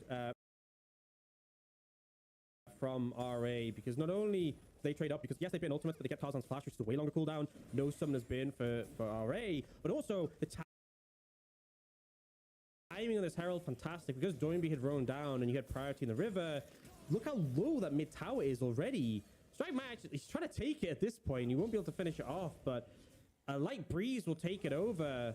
Mid tier 1, losing it early, definitely a big hit, and RA have just been completely on point with his objectives so far. They really have. This is, I always say this when it comes to our bottom tier teams, every single split. But where was this RA? Like, this RA is just really smart play coming out, very comfortable in what they're doing. It feels like this patch is just honestly suiting them so well. And just, I know we're still super early in this game, but right now it's a 3,000 goal. They actually about nearly a 4,000 goal lead, to be perfectly honest, just shy of it. They've got the first dragon. They've already nearly cracked open mid, and across the board, they've got, you know, CS leads. And the question is, what happens now? I'm hoping RA managed to continue this momentum. Oh, this is such a common play for Mashes. Hey! Actually, should be able to pick him off here, as Doonby might have to use his flash, but does have the bailout available to him, and that was a little scary. That was a little scary right there, but that is a common play, like you said, but you have to be aware of it, otherwise you're going to get caught out. Yeah, it's just a standard, is just firing that ult down mid lane, and very hard to avoid, because, you know, mid lane isn't that wide, and also it's not like top or bot, it's like the lane curves, right? So if you're a different point, it'll be a different place relative to that. And it's a good shot by Zora. Obviously, you can see the ult already half off cooldown. That was one of the things that actually made Ashe, we thought we'd see her back in the AD carry role, but she started to come back as a come in as a support, was the reduced cooldown on her ult, one of the buffs she got. Oh, that Q into Lumao, though, and that the LNG were threatening to try and re-engage on this, but they can't anymore. There's going to be the Whirling Death just to clear out the bot wave, and LNG, you're supposed to be, or maybe a playoff team coming in here, and you're kind of being routed right now. You're being run across the map. No one really sure where to be, how to kind of go about this, and honestly, the poke coming out from this Ashe Zoe combination is just proving too much. Yeah, there's a lot of pick and a lot of poke from RA, so if LNG don't have a strategy to get into fights, that can be painful, right? If you're just getting fired at by Ashe arrows, by Zoe bubbles, the poke as well, and you're not able to do anything in return, it puts you in a really uncomfortable position. iBoy's just going to be able to pick up this first tower by himself, and like, bear in mind, mid is super low as well, so RA can just sweep up these towers if they want, on top of the fact they're leaning towards this Herald. Now, something to note is that LNG have, well, actually, it's even numbers on the map there because Doinby isn't there. We do see iBoy recalling and probably going to head over, but for now, ooh, close. Very close, but again, you can see that just the fact that this Ashe arrow is up so frequently, I will say they're going to have to be careful with the aggro here for a second, because it's going to reset if they do leave Lien off of it. So with the Gore Drinker now finish up and the Ludus Tempest as well, you can see now LNG trying to maybe make something work, knowing that the Ashe arrow is down. It's going to be down for another 40 seconds or so. The Callista is almost here. here, as is doing B. The Rift Herald almost taken out. As we can see, there's a good steal actually coming in. Was it steal? No, it wasn't. Oh, not quite able to get the flash done out, but Light will have to use the cleanse regardless. Lumao getting jumped on here by Cube, as Cube just realizes probably not the ideal target, and actually lets him get away as well. So not ideal here for RA, but look at this now. You've got iBoy and Zora, the 80 carries coming out. Tarzan actually heartbreakers away. That is heartbreaking. And eventually it's a 1-for-1 trade, but I'm not entirely sure who got the Rift Herald. I think it was RA. It was RA. Leanne secured it with like a empowered Q into Smite. Really good way to secure objectives on the Pantheon. And then it was there for ages, and Cube ended up picking it up at the end. I actually thought they might just miss it because no one seemed to want to pick it up, but Cube does get it in the end. So we're going to replay off that fight, and you can see, so Proc comes in a second. Leanne hits it, so it's 1,500, and then like Q Smite. Like, look, 500 damage from the Q. Not really much you can do about that in Tarzan's case. And then here they go super aggressive. Leanne maybe a bit too much. He doesn't have the empowered E, so it doesn't last that long, and he just get bursted out. And you see Cube sadly letting Lumao go to rejoin the fight. It could have been a 2-for-1 in favor of RA if he just killed Lumao. But regardless, they get the Herald. It's a 1-for-1. RA will take that, and they're going straight onto this Dragon as well. Yep, and again, higher stats. You get that extra move speed 100% better than it was a patch ago. So this is a good move here for the side, and they get bot tier 1 in mid, and they're gonna get bot as well. So there's just a lot of gold and just money. It's 5,000 gold all of a sudden. Ox, they're smashing. They're doing great, and I'm just gonna say, right, such a devastating combo is this Ashe with these. Okay, we're gonna look at the picture. We've got to look at this, right, every time. Oh, arrows coming in. Does it hit and does it kill? That's the question. I think it hits and they get a kill from it. Yeah, I think that might be the case. Yeah. Oh man, that was so good. The big cross map. I said like mid is easy to hit, and yet he goes for the top one, finds it. This even gives a window for Cube to slam the Herald down and get the tower. So fantastic play from Zora, and this is such a hard comp to play against because not only do you have the extra vision from the Ashe, Zora has gone Umbral Glaive Fist, so he will just be able to have vision dominance, right? Easily right clearing now. out the control ward there. Even has zombie ward as well.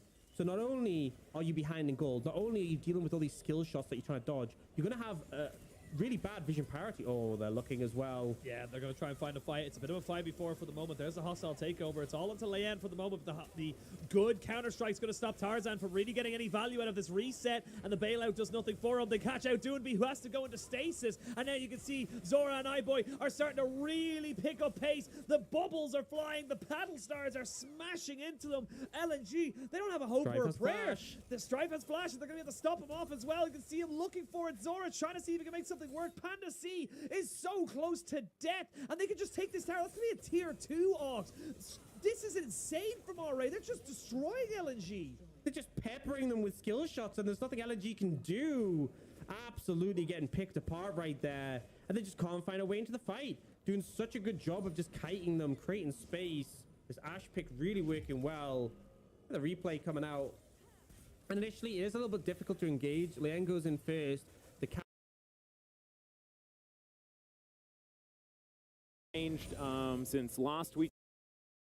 Whereas Guma is not. Well, the Akali is just so far fed. Gwyn is going to struggle with immunity. Faker's going to pick it up. Justice served in the form of a punch to the back of the head. And Doom is well and truly taken down. This is 5-0 now, Wolves. I mean, this is one break away from perfect game territory at this stage, and we are seeing about a 3.3k gold lead for T1. It's starting to really get away from Honor. Yeah, it's really starting to sink in, this lead.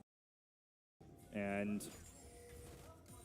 you don't have cross-map opportunities anymore as Honor Life Esports. I mean, look at the top turret on its last legs. As minions are deleted there. They are trying to set up here for a defense in the mid lane of this Rift,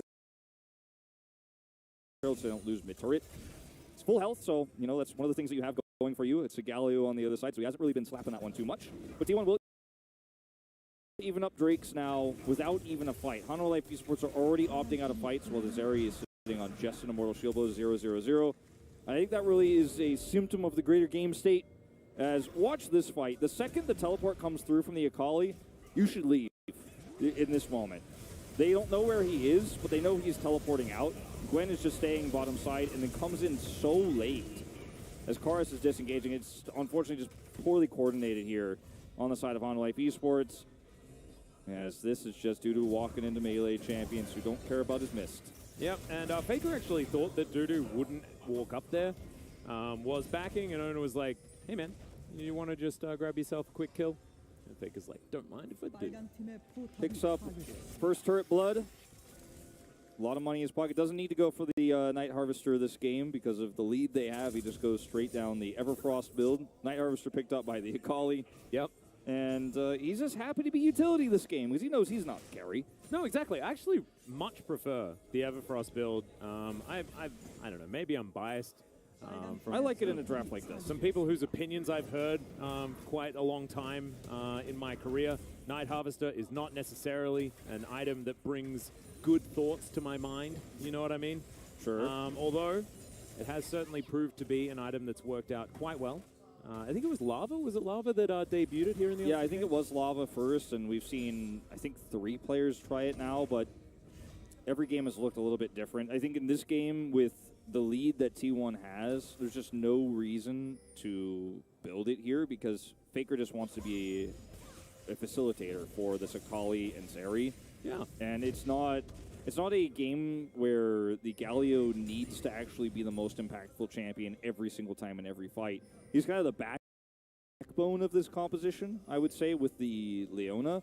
But with the lead they have, I mean, you've got some wiggle room here. And if you, Everfrost feels like almost win more in this situation because you're just so far ahead that you're like, oh, there's no chance for these melee champions. The Gwen's not going to be able to close the distance. The Viego's not going to be able to close the distance. Yeah, and also when you get to a later stage of the game, you're not going to be wanting for more damage. Yeah. Usually exists, right? This is Zeri. She is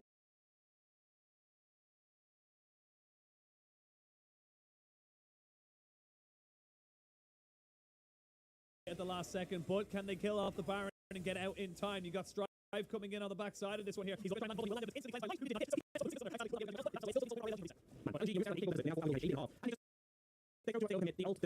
and Strive actually flashing in. They're so committed to this Lumao kill, and it just starts getting messy. And this is where LNG's comp really starts to stand out when they are the ones who have like the skill. It's no longer about firing the skill shots from a distance. It's about the close-knit 5v5. Things like the Lissandra and the Viego have so much value in these extended skirmishes. You see the Sleepy Trouble bubble coming from Tarzan, very slick. Panda C gets the combo, gets them both. Decimation on the Rift. yeah, his sole point, but RA, they're going to be licking their wounds just a little bit there. You cannot just let LNG have a pretty free setup there, as honestly, even looking at that replay, Boy just didn't really get to auto attack. As soon as he got one off, he was exhausted straight away. So actually, Doomby with the spell, this Unsealed Spellbook was able to make that one happen for his team. So it's still RA in the driver's seat. They're still about 4,000 gold ahead and have soul points. So very good position, but a hell of a lot of gold went over to LNG. And I actually didn't see about the stacks, but regardless of the stacks, the 80 carry difference is no more. You actually have equal items now between Light and iBoy, but look at Panda C. He's looking for something. He's going to land the explosive cast, but he gets 3 people isolated, and you can see that's going to be good enough, or maybe not. They're going to see now Strive trying to maybe make this one work. iBoy still has not quite gone down as Light tries to make this one work. Tarzan looking for the resets, as finally the Draven has been felled. He'll get the Heartbreaker over the wall and immediately CC'd, and this is the wallet smacking they wanted from the side of RA. They knew they were stronger. They knew they had the resources, and they just need to make it work for them. The angle just wasn't quite right on the flank for Panda C. The cask knocked them just a bit too far away, and then in that close-knit fight, the Pantheon, the Jax really coming up huge in those extended skirmishes, and as you said, the gold deficit definitely coming into play there. Good to see Inhibitor taken in the mid lane, another big blow to LNG. You know, the goal lead was 8k, then it went at 4k, it's back up at 7k. RA have reaffirmed that control of this match. Stunks, Ox. Stunks. That's what this game is. This game feels like right now. But yeah, huge swings of gold, huge swings of momentum coming in. I am excited to see the goal graph at the end of this game, as we do see a replay here. And like you said, without the flash from Panda C, he has a great angle, but he's not quite able to get exactly where he wants to be. Yeah, and bear in mind, Doinby's closed on cooldown just before this. So if you look at the cask, ideally he wants to knock them like further in. But they get knocked like to the side, and then Q plays interrupt. iBoy survives such a long time. Like, that should be instant death for iBoy if you have a flank like that. And sure, he goes down, but Doinby's dead, Light is dead, Tarzan is about to die. Like, it wasn't, the concept of the play was good, but the execution wasn't there.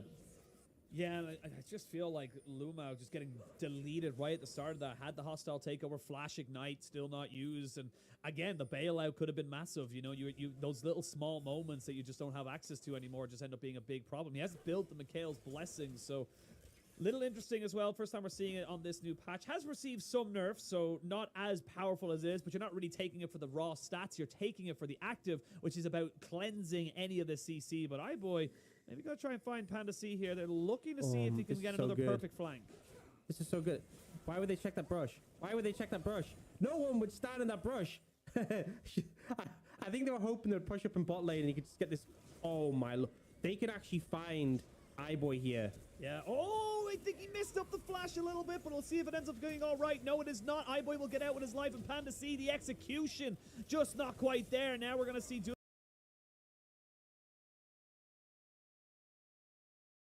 Been a long night, you know. Let's just call it Mouth of Mobius. So he built that. So what I'm getting at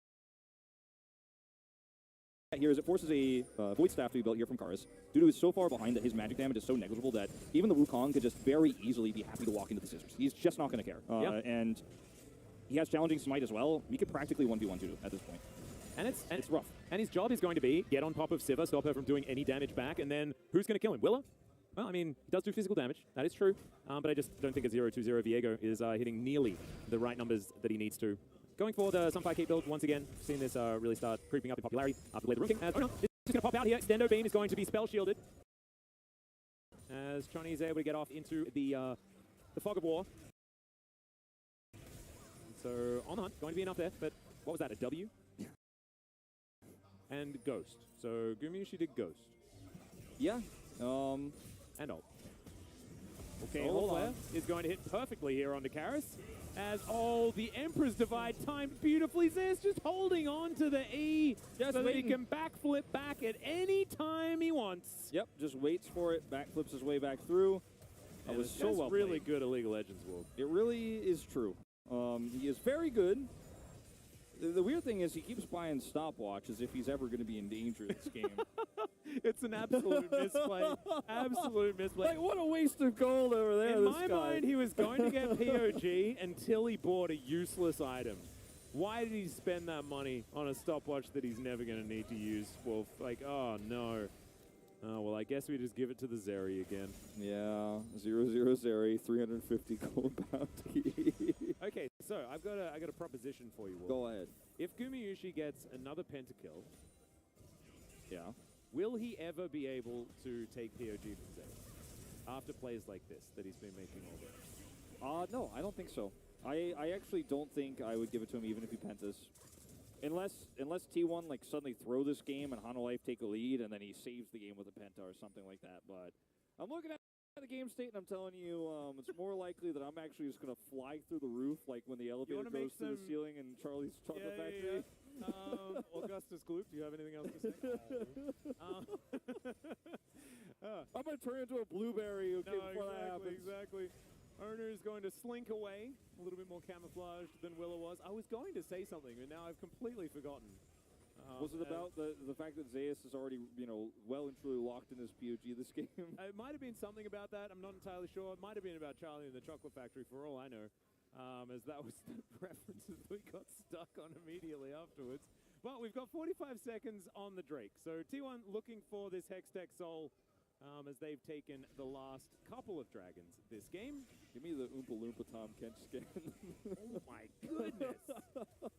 That's extraordinary. We definitely need to get one of those. Justice Punch is going to stop Willa from doing anything. Nice two-man taunt to come through there as the ultimate from Carrier is also fantastic. Now Faker is just going to find Dudu as he comes in. That is not the welcome party that he was promised in this moment. 0-4-0 for the Gwen. Probably the weakest Gwen that we've seen so far this round robin, and an unfortunate performance for Dudu as T1, they give up on the Dragon idea. They're going straight for the Baron. Yeah, and I mean, it doesn't matter if Hanolife Esports get the solo Drake back. In fact, T1, after doing a little bit of damage to this Baron, are going to split over here and look to actually contest this, it looks like. Faker has Flash available. And his Predator Boot's still on cooldown. Doesn't look like he's actually quite going to make it here in time. But can they hold this choke point? Yeah, well, Faker is going to Everfrost onto Willa. There is an Akali here, but she does get pushed out with the Emperor's Divide. There is the heroic entrance, but Zeus has already landed the backflip. There's the flash forward from Gumayushi. Pop goes the bottom lane, and Zeus is going to pick up the kill onto Karis. That's an ace, actually, as Dudu had only just respawned, I'm pretty sure. Yep. Yeah, there we go. And T1 will now take this inner turret with the Baron they'd picked up earlier. Yeah, and with everybody just now in the death chamber, they are going to basically eliminate all of the relevant structures on the map here for Hanwha Life Esports. Hanwha, the Drake for Baron and everything else trade. Not to act like they had any chance of contesting the Baron, as Dudu, of course, was wiped off the map moments before, but this is an inhibitor here, and it will probably be multiple if they end up pushing for this one, as they can group up and take that bottom lane as their anchor point, but they want to back by items. T1's have a lot of fun this game, as they should. Let's have a look at how it all started. Yeah, triple taunt, Cyclone follow-up, Zeri gets the extendo beam into the whole team, and from that moment on, it should have been over, but Dudu was like, oh, I thought this was going to be closer.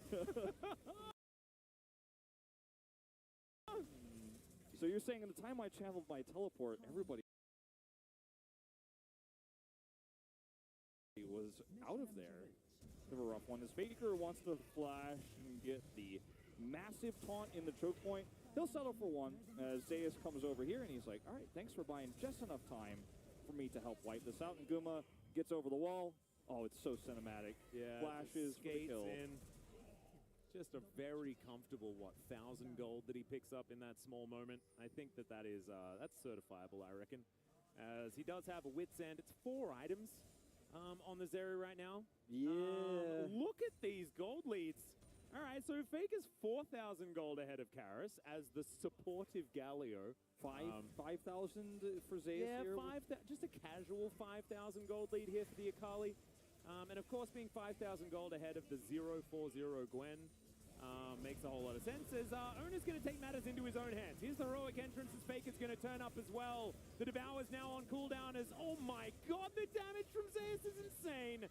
Johnny not going to quite find the correct cleanse, but is still able to get himself out to relative safety. But what does safety really mean as a Hanwha Life Esports player on the map in this particular game? Maybe safety is the coach's booth after this Nexus has finally gone down. I don't know if Kesman's going to be, if he's going to be a safe place to be around. Oh, no. After this one, unfortunately. But look. Oh, but they do get 1 kill. Yeah, they got Zeus, and they got some of his bounty gold. Now as a result. that's really relevant, Wolf, because now they've given over the bounty gold. It's time for the comeback. Am I right?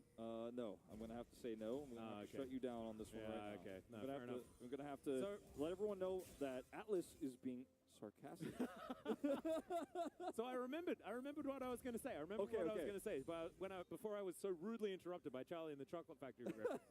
I was going to ask you, what would you bet on Hanwha Life Esports? Oh, like instead of a Harris situation? Yeah, instead of like you know how I did it and I got super punished. Do you think it's ever possible for you to get punished?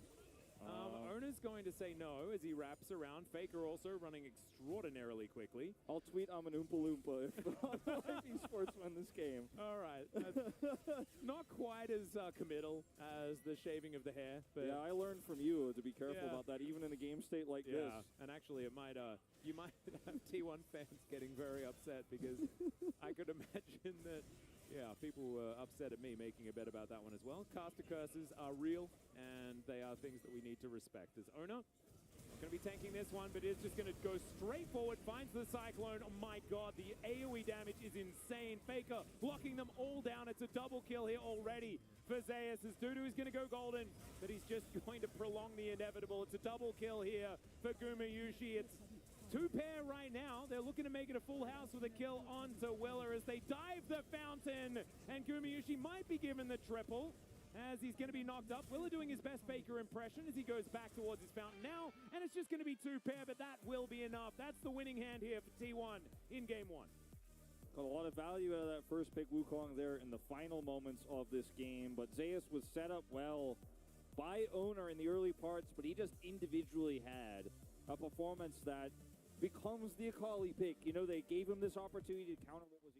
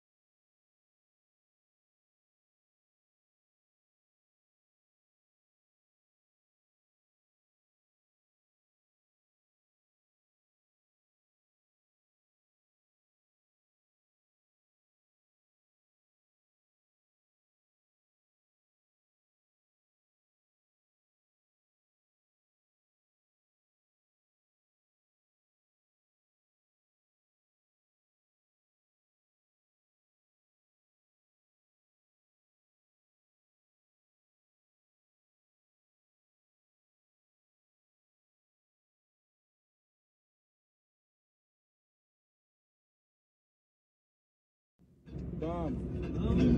Depois eu vou te dar um outro negócio mais legal. Tem outra parada que é mais maneira que isso. Chama! Vai, doidinho! Chupa esse trem! Yeah!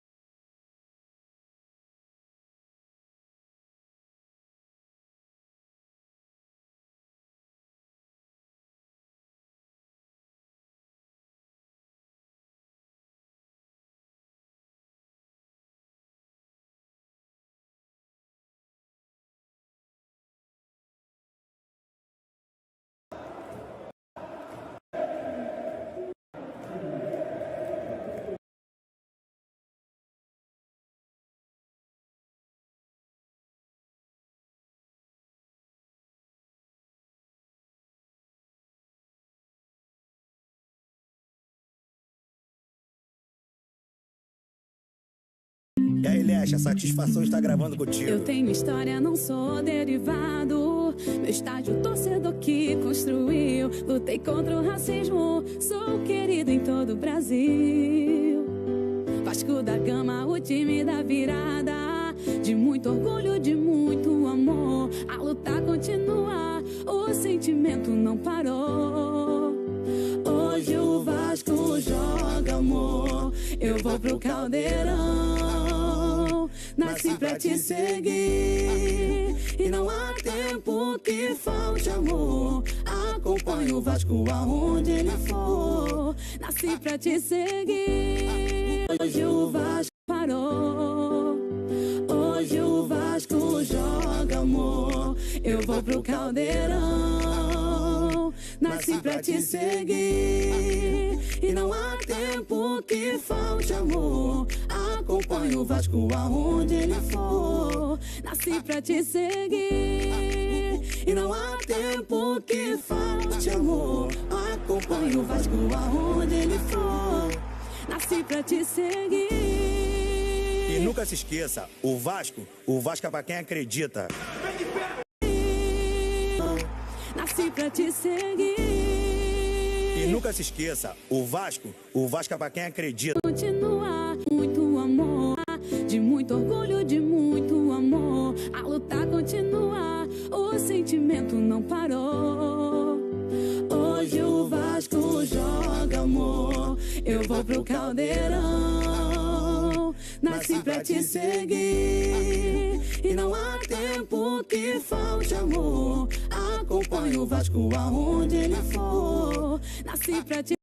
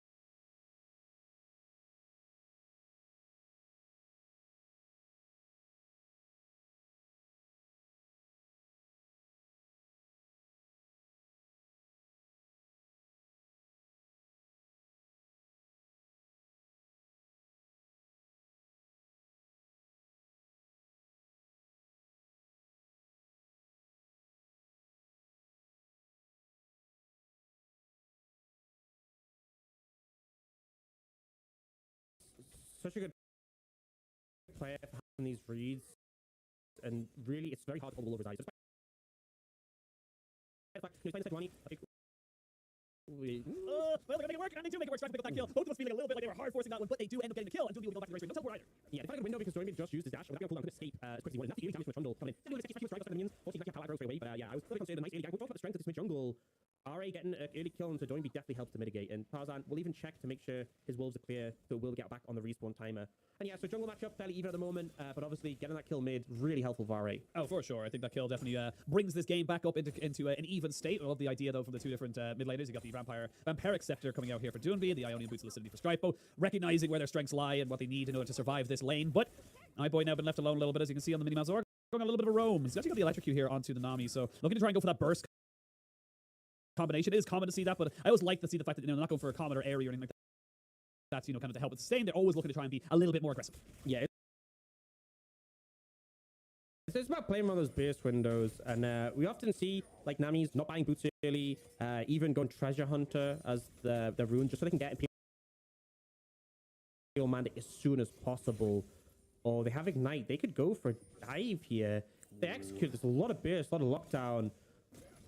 Let's see if they can make this happen. You can see them trying to push the wave in, but Strive doing a good job of clearing it, and I think that might be too much. Yeah, Leon is here now, and he will spot out that the Sejuani is there, so trying to see if they can take away the wolves, but not to be done. Tarzan, though, is wrapping around. Leon does not have flash, remember. We'll take away the small little wolves and let the big one reset, but gonna have the slow resist taken away. Strive looking to try and make something happen here.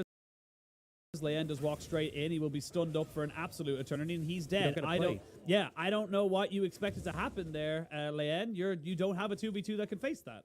Yeah, that is the strength of the mid jungle 2v2. That was the reason why they went for this combo. And yeah, he just gets absolutely obliterated. More kills than the Recton.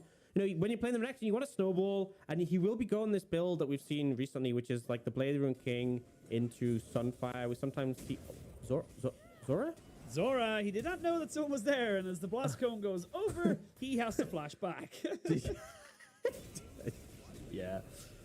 That's all I can say on that subject. But yeah, I was talking about the Renekton. That Blazing King Sunfire build that we've seen, and we talked about this a bit earlier.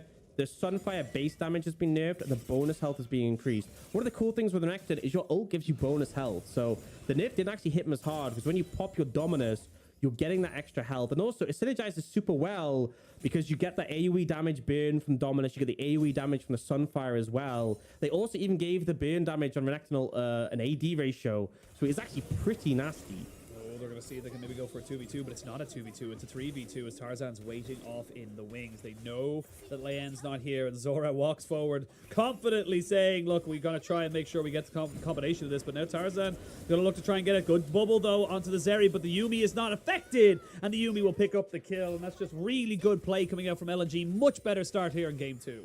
I love this is just punishing the fact that Zora baited that flash earlier. That's why they went for that play and why it worked, because Zora just baited a summon and they capitalize on that, look to push it in. Also want to note that Light and Luma have been flourishing in this lane so far.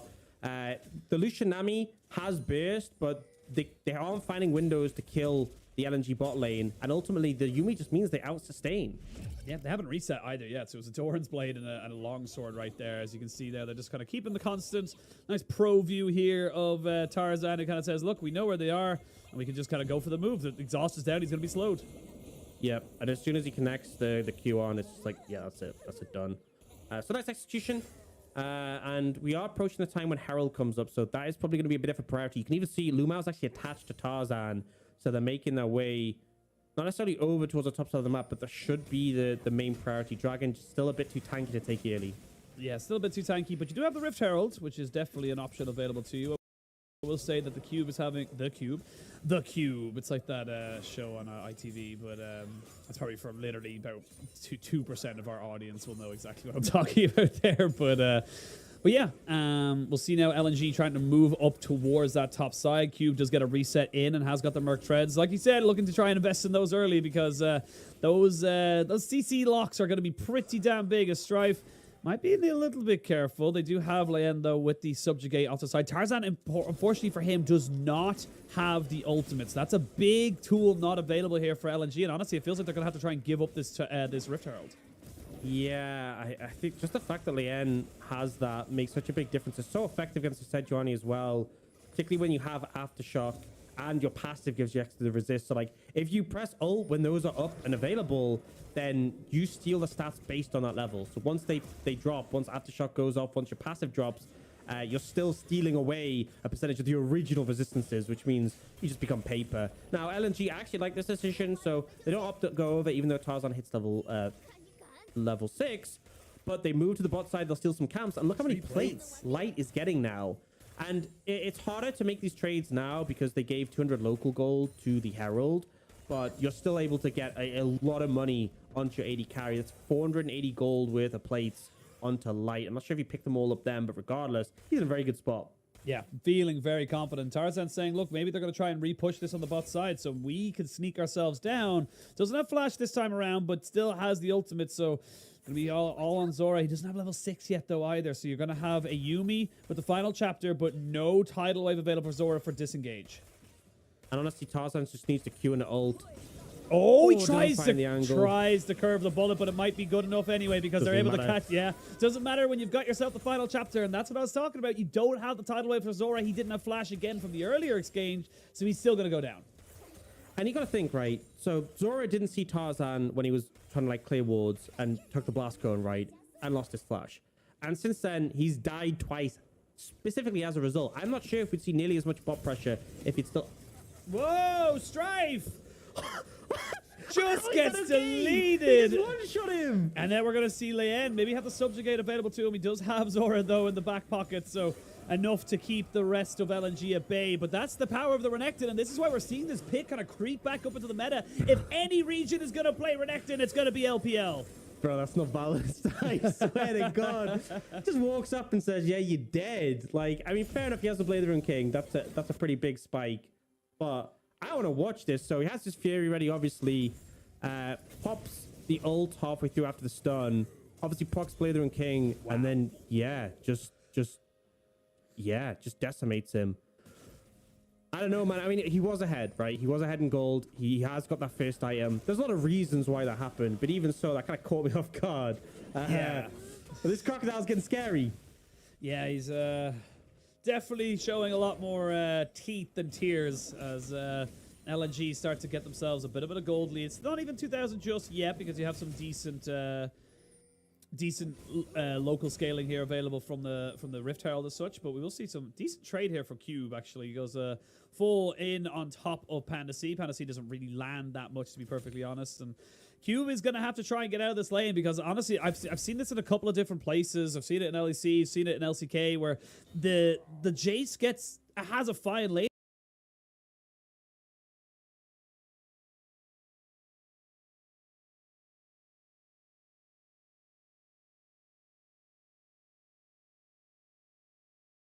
Counter matchup, but he was punished repeatedly in T1.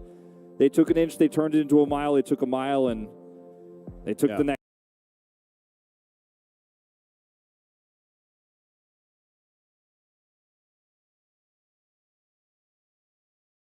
Hanwha, you're going to have to get a really nice mid-game lead. You're going to have to roll with that towards third rate fight. You're last point. This is all I have to do. By far, he's supposed to take well, now we know, and I don't have that one in front of me, but yeah, I decided in this matchup, we can keep the you can just say many, and it's most of his games were on Gnar, is basically how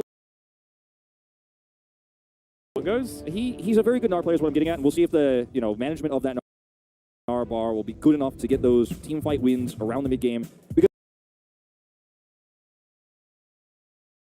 Because I see, my crystal ball here is if there's even a little crack in how Hanwha Life Esports set up, even one small error, we're seeing the Zeri grab a kill or 2 kills in a mid-game fight. You make one mistake against Team 1's comp, the Zeri moment happens early. No, that's exactly right. Plus, it's owner's lease in, so we'll have to see whether he's going to get things going early as well.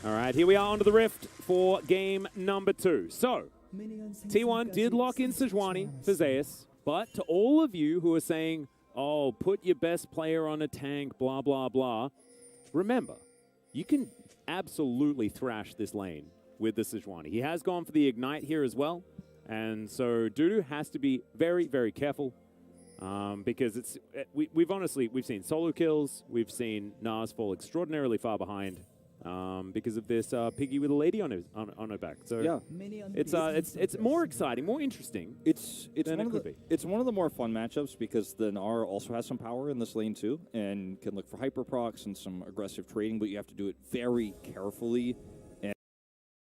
And if you make even one mistake, you will die. And also, if Owner camps you, you're probably doomed. As Owner just has given so much support to Zeus, not only in Game 1 of this series, but just all season long. Even in tank matchups like this, they haven't had to put their resources bottom side as much. You know, T1 and Genji have been pretty self-sufficient there, although Peanut has just decided that Ruler is going to carry every game. But he hasn't always needed to be there, right? And Guma has played a lot of strong side bottom here. That's why the Draven is permabanned now against him. Yeah, they were definitely doing a lot of good things with those Draven comps that they would pick every single time they were able to. Yeah, it was a pretty successful champ, I say. And I am most looking forward to seeing if Samdi can perform on the Sivir in the mid-game fights that he will be stronger in with his ultimate, with his first item, the Kraken Slayer he's going to pick up here. Because if he can't pull it off, you know, it feels like this composition is going to fall apart faster than a house of cards. No, I agree. As Dudu, 4 and 13 on this Gnar. So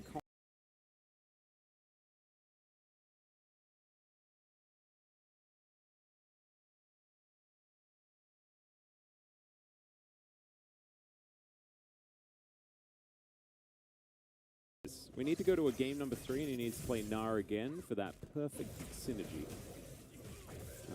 But that's going to be a difficult prospect because this exists on the Rift.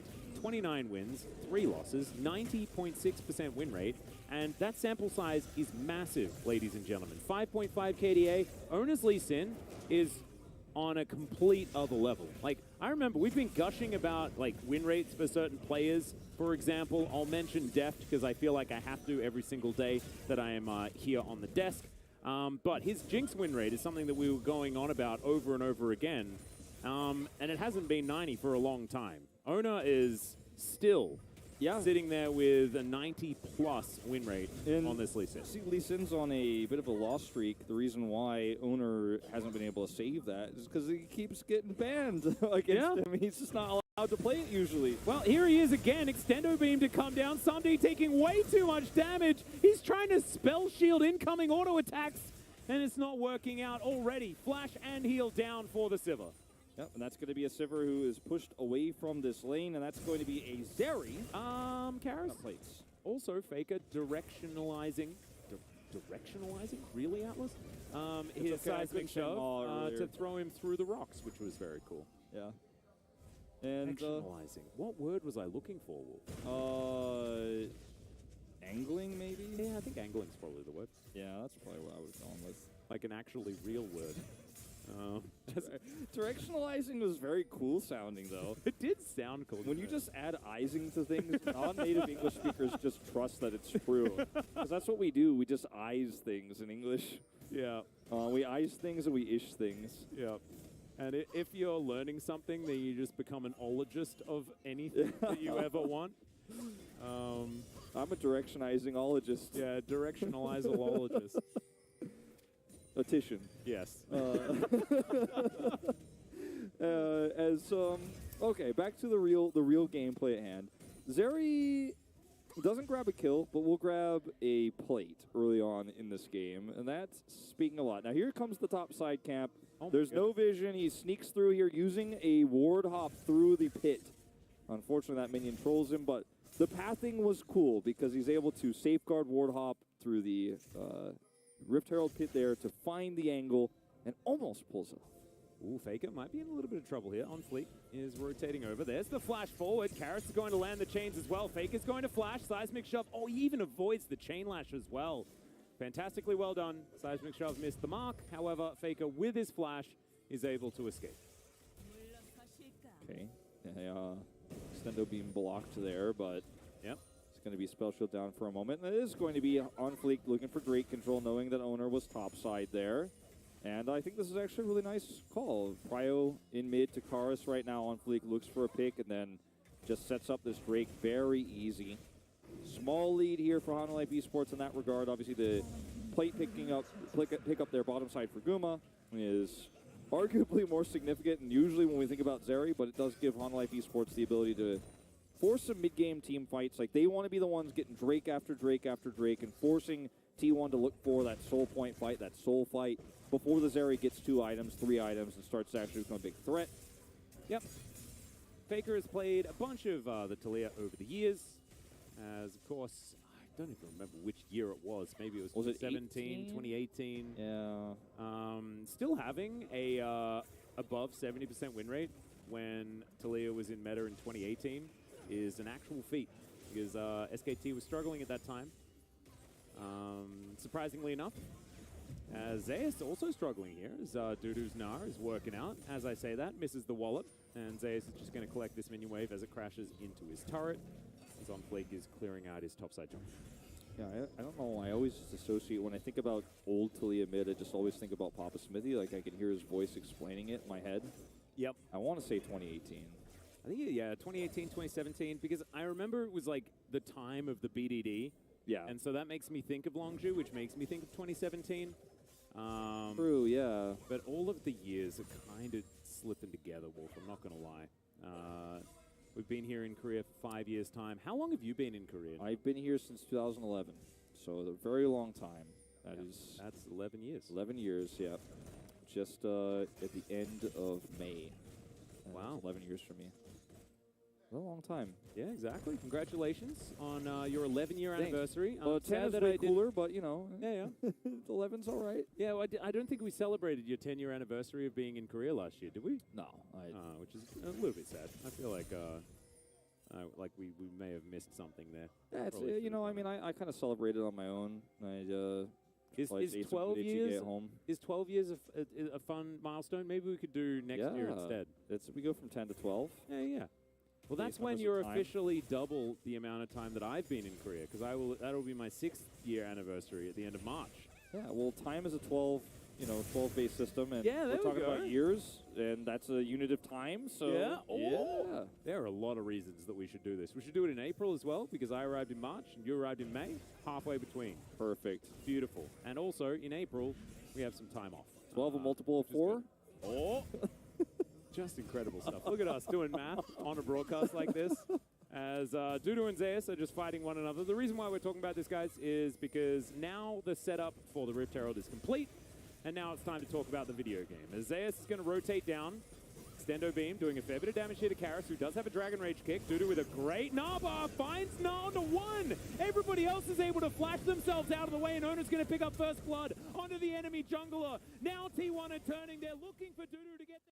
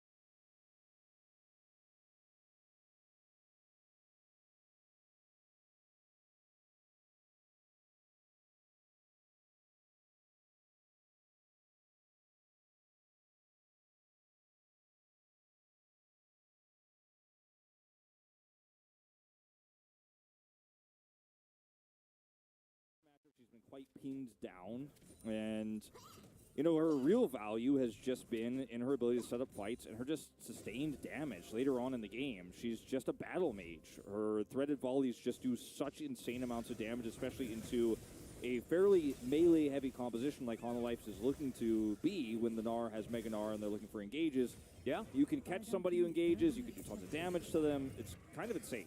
Yeah, and also now having that huge nuke as well means that when you're set up for sieges and stuff like this, it actually feels great. As we just can look see at it, demonstrated.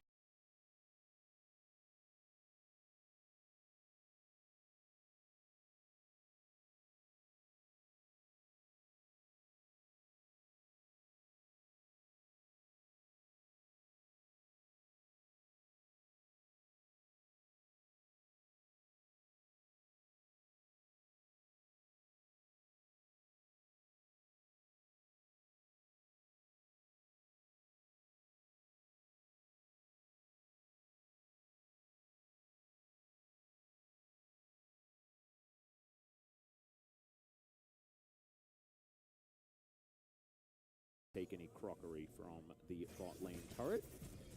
Gumayusi, though, is here in the mid lane, looking to try and grab some plate gold. Should be able to do so. Karras gets himself a wild growth. And Carrie's going to say, why did you take my ability? It's very, very rude. Vista looking for an opportunity here over the wall, but he's not going to find it. Had the Hex Splash available. Didn't really find himself an opportunity that he really wanted. Yeah. Turret, very vulnerable here, very ripe for the taking here for T1 with a few more pushes of this mid lane. It's going to, mid wave, going to be easy to take. Somebody just catching waves right now, but it doesn't have any power until this next objective fight, which is frankly so far away that we're going to have a bit of a lull state here because T1 aren't looking to force fights or force picks. You know, if Hololive Esports is elsewhere or this, you know, Sivir is not in the mid lane, they will grab the last part of that turret like I was talking about, but don't need to do so now. Could do it even during the neutral contest for Rift Herald, as obviously Sivir has such great wave clear. This is interesting. Owner and Carrier are here a little bit early, as Zeus is still a long way away. Not going to be going for any sort of dive or anything like that. Walking over a ward here as well, as Owner and Carrier are going to back. Dudu could potentially throw a drill into that brush, and does do so. Might actually... Oh dear, this may have killed him. Yeah. That's very, very sad. His flash just came off cooldown right at that second. And so did have the opportunity to flash away. That crush wasn't enough. Yeah, if that... that felt real dicey. If that Sonic Wave hits, Owner gets a kick on him, and he's probably dead. Yep. Just out of range, unfortunately. As, man, Faker is just starting to bully the Sylas now. Yeah, he's got his crown completed. Does have that extra safety if he does happen to get abducted, perhaps. And this game looks so different from last game because T1 are playing around a composition that needs to scale up well, and Zeus is on the tank, and despite some resources being committed to the top side for him, hasn't led to him snowballing this lane out of control or anything like that. Yep. So it's a very different game, but T1 still have a pretty massive tempo lead right now. Getting that second Drake, putting themselves at a 1,500 gold lead here, creating the crash in mid, that Rift Herald fight going their way. This means that their comp is doing way more than most Zeri comps do, actually, at this stage in time. And it looks like they're the stronger early mid-game team, even though normally, traditionally, it's the Sivir comp that actually has that power here. Just T1 showcasing how strong they are as a team, even when the enemy has the answer. Yeah, and do you know what it feels like to me? It feels like it's the Owner Lee Sin comp is what does it. That's sort of how it works out. That's how they get that extra control. As here we've got a bit of a battle of brewing, as Karras looking for an angle for this Glacial Prison, but they're getting zoned away. Faker with so much control of this area. Zeus finds the Glacial Prison. There's the seismic shove as the Viego tries to get out, but he just can't. Now Owner's looking for the Q. He'll, of course, get it, but he gets walloped underneath the turret. Beautifully played by Dudu. He is going to get punished here, as Faker can just throw some rocks through, but oh, can he? All right, so they do manage to take that one. Faker goes golden. Sunday has great use of his spell shield, and they will be able to finally pick up that kill as well, as T1 will take Shirley. A little bit flashy here for T1 of a take on this Herald. In fact, they're going to have to let this one go. It looks like here, Guma on the edge here. And Carrier used his ultimate earlier on, used his heal. Hook is going to connect here as Karras is going to land the chains, and Gumayusi He just thought he could dash over the wall, but he was staying there too long. Probably should have just flashed that one as, oh no, the Herald is going to get dropped of aggro for just a second. We'll be able to maintain the pull here, though, and are going to be taking this one away. So Dudu is just like, well, if they are going to be this crazy, if they're going to be this all in on me, I'm actually going to be a hero. Turns that one around so beautifully. Yeah, I saw the Narbar Wolf, and I was like, but it's Nah, and then I looked over and I was like, but it's Ona, so he's definitely going to be able to do this. And then, no, as it turns out, still Nah, never mind. Crazy how many resources are committed and they still don't trade up on that part of the map. As the engage here is beautiful. They take out on Fleek. Dudu is pushed back. You could just take the Herald here, but no, we got to be showy, right? Could, and Dudu, should, you know. Yeah. Just because you might be able to doesn't mean that you absolutely should try to force this. As then Faker gets walloped and knocked up. Yes, Dudu gets killed, but Faker is left out to dry here, even though Keria commits heal. In the meantime, On Fleek is going to head up towards that top side and kill Faker in trade for the Dragon. Some happy gaming is ensuing here as we are underneath. It could become sad very quickly. Gold lead. Yes, indeed. Dudu going to hop away as Keria and Ona were in the vicinity. T1 will take this out of turret. Zeus is extraordinarily tanky. Q connects, of course, and Vista is well and truly dead. T1 going to prove to us that they are still in the lead. As Little Lance goes wide, On Fleek looks for a stun, doesn't get it. Zeus very tanky. As Ona will land a Q. Paying a lot of respect to the position that On Fleek could be in. As Hanwha back away. But there's just no objective to fight for, so... Yeah, it's just that they're fighting for fighting's sake. I mean, the one objective to fight for, of course, was defending the mid-turret, but they were trying to find a little bit more information of what was happening around the Raptor camp. They weren't fully grouped up, and unfortunately, Vista was kind of left out to die there. As we're going to watch what happened to Faker as he comes over here to try to defend this turret, and is, of course, flashless and cleanseless, so just instantly deleted. Yep, Heartbreaker, pretty useful there to avoid seismic show. And notice where everybody else is. They're trying to group up for that Narbar that's set up for shutting down Lee Sin, but Guma and Zeus are pushing this. Vista, once the turret is down, is just completely isolated and destroyed. So an easy pick here for T1 after Faker's death. They grab the turret. So a trade up for them in terms of crucial objectives, despite that top side play. So it's a turret for a turret. But T1 still walking away as the dust settles with the big advantage. Not as big as it used to be after that really odd scuffle on the Rift Herald. Yeah, but if you're a T1 fan, don't be too worried. There is still a Zeri in this game. She is 1-1-2 and on even farm with this Sivir and has a turret lead and a gold lead. So yeah, everything's fine. T1 at this stage. However, if they make any more whoopsies like this, things could become a little bit more problematic. As now T1 pushing up here in this mid lane in the 4v4. Mid laners farming on opposite sides of the map.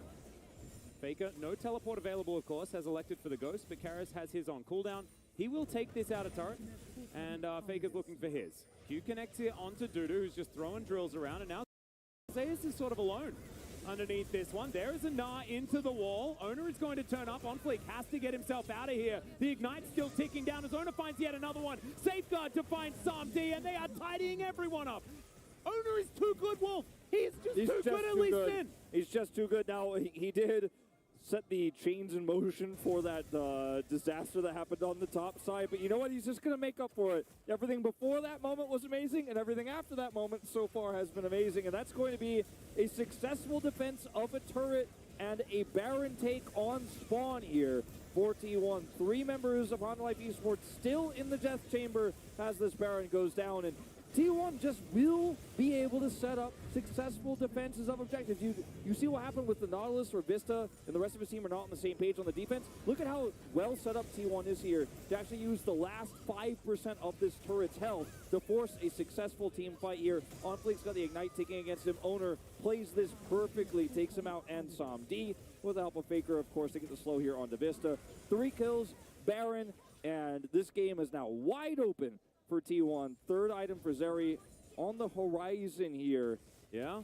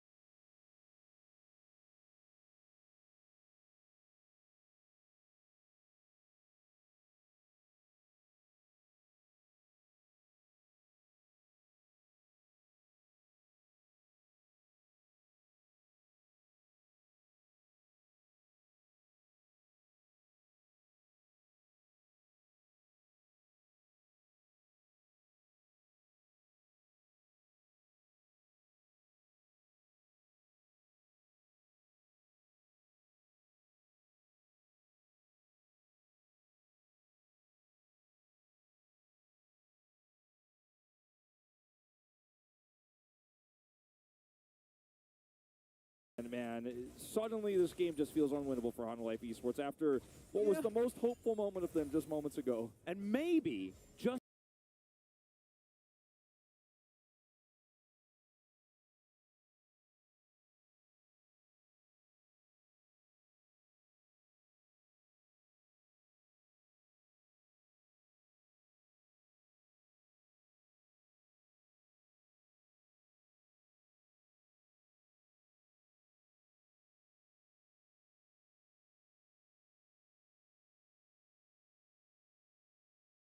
phase, but what?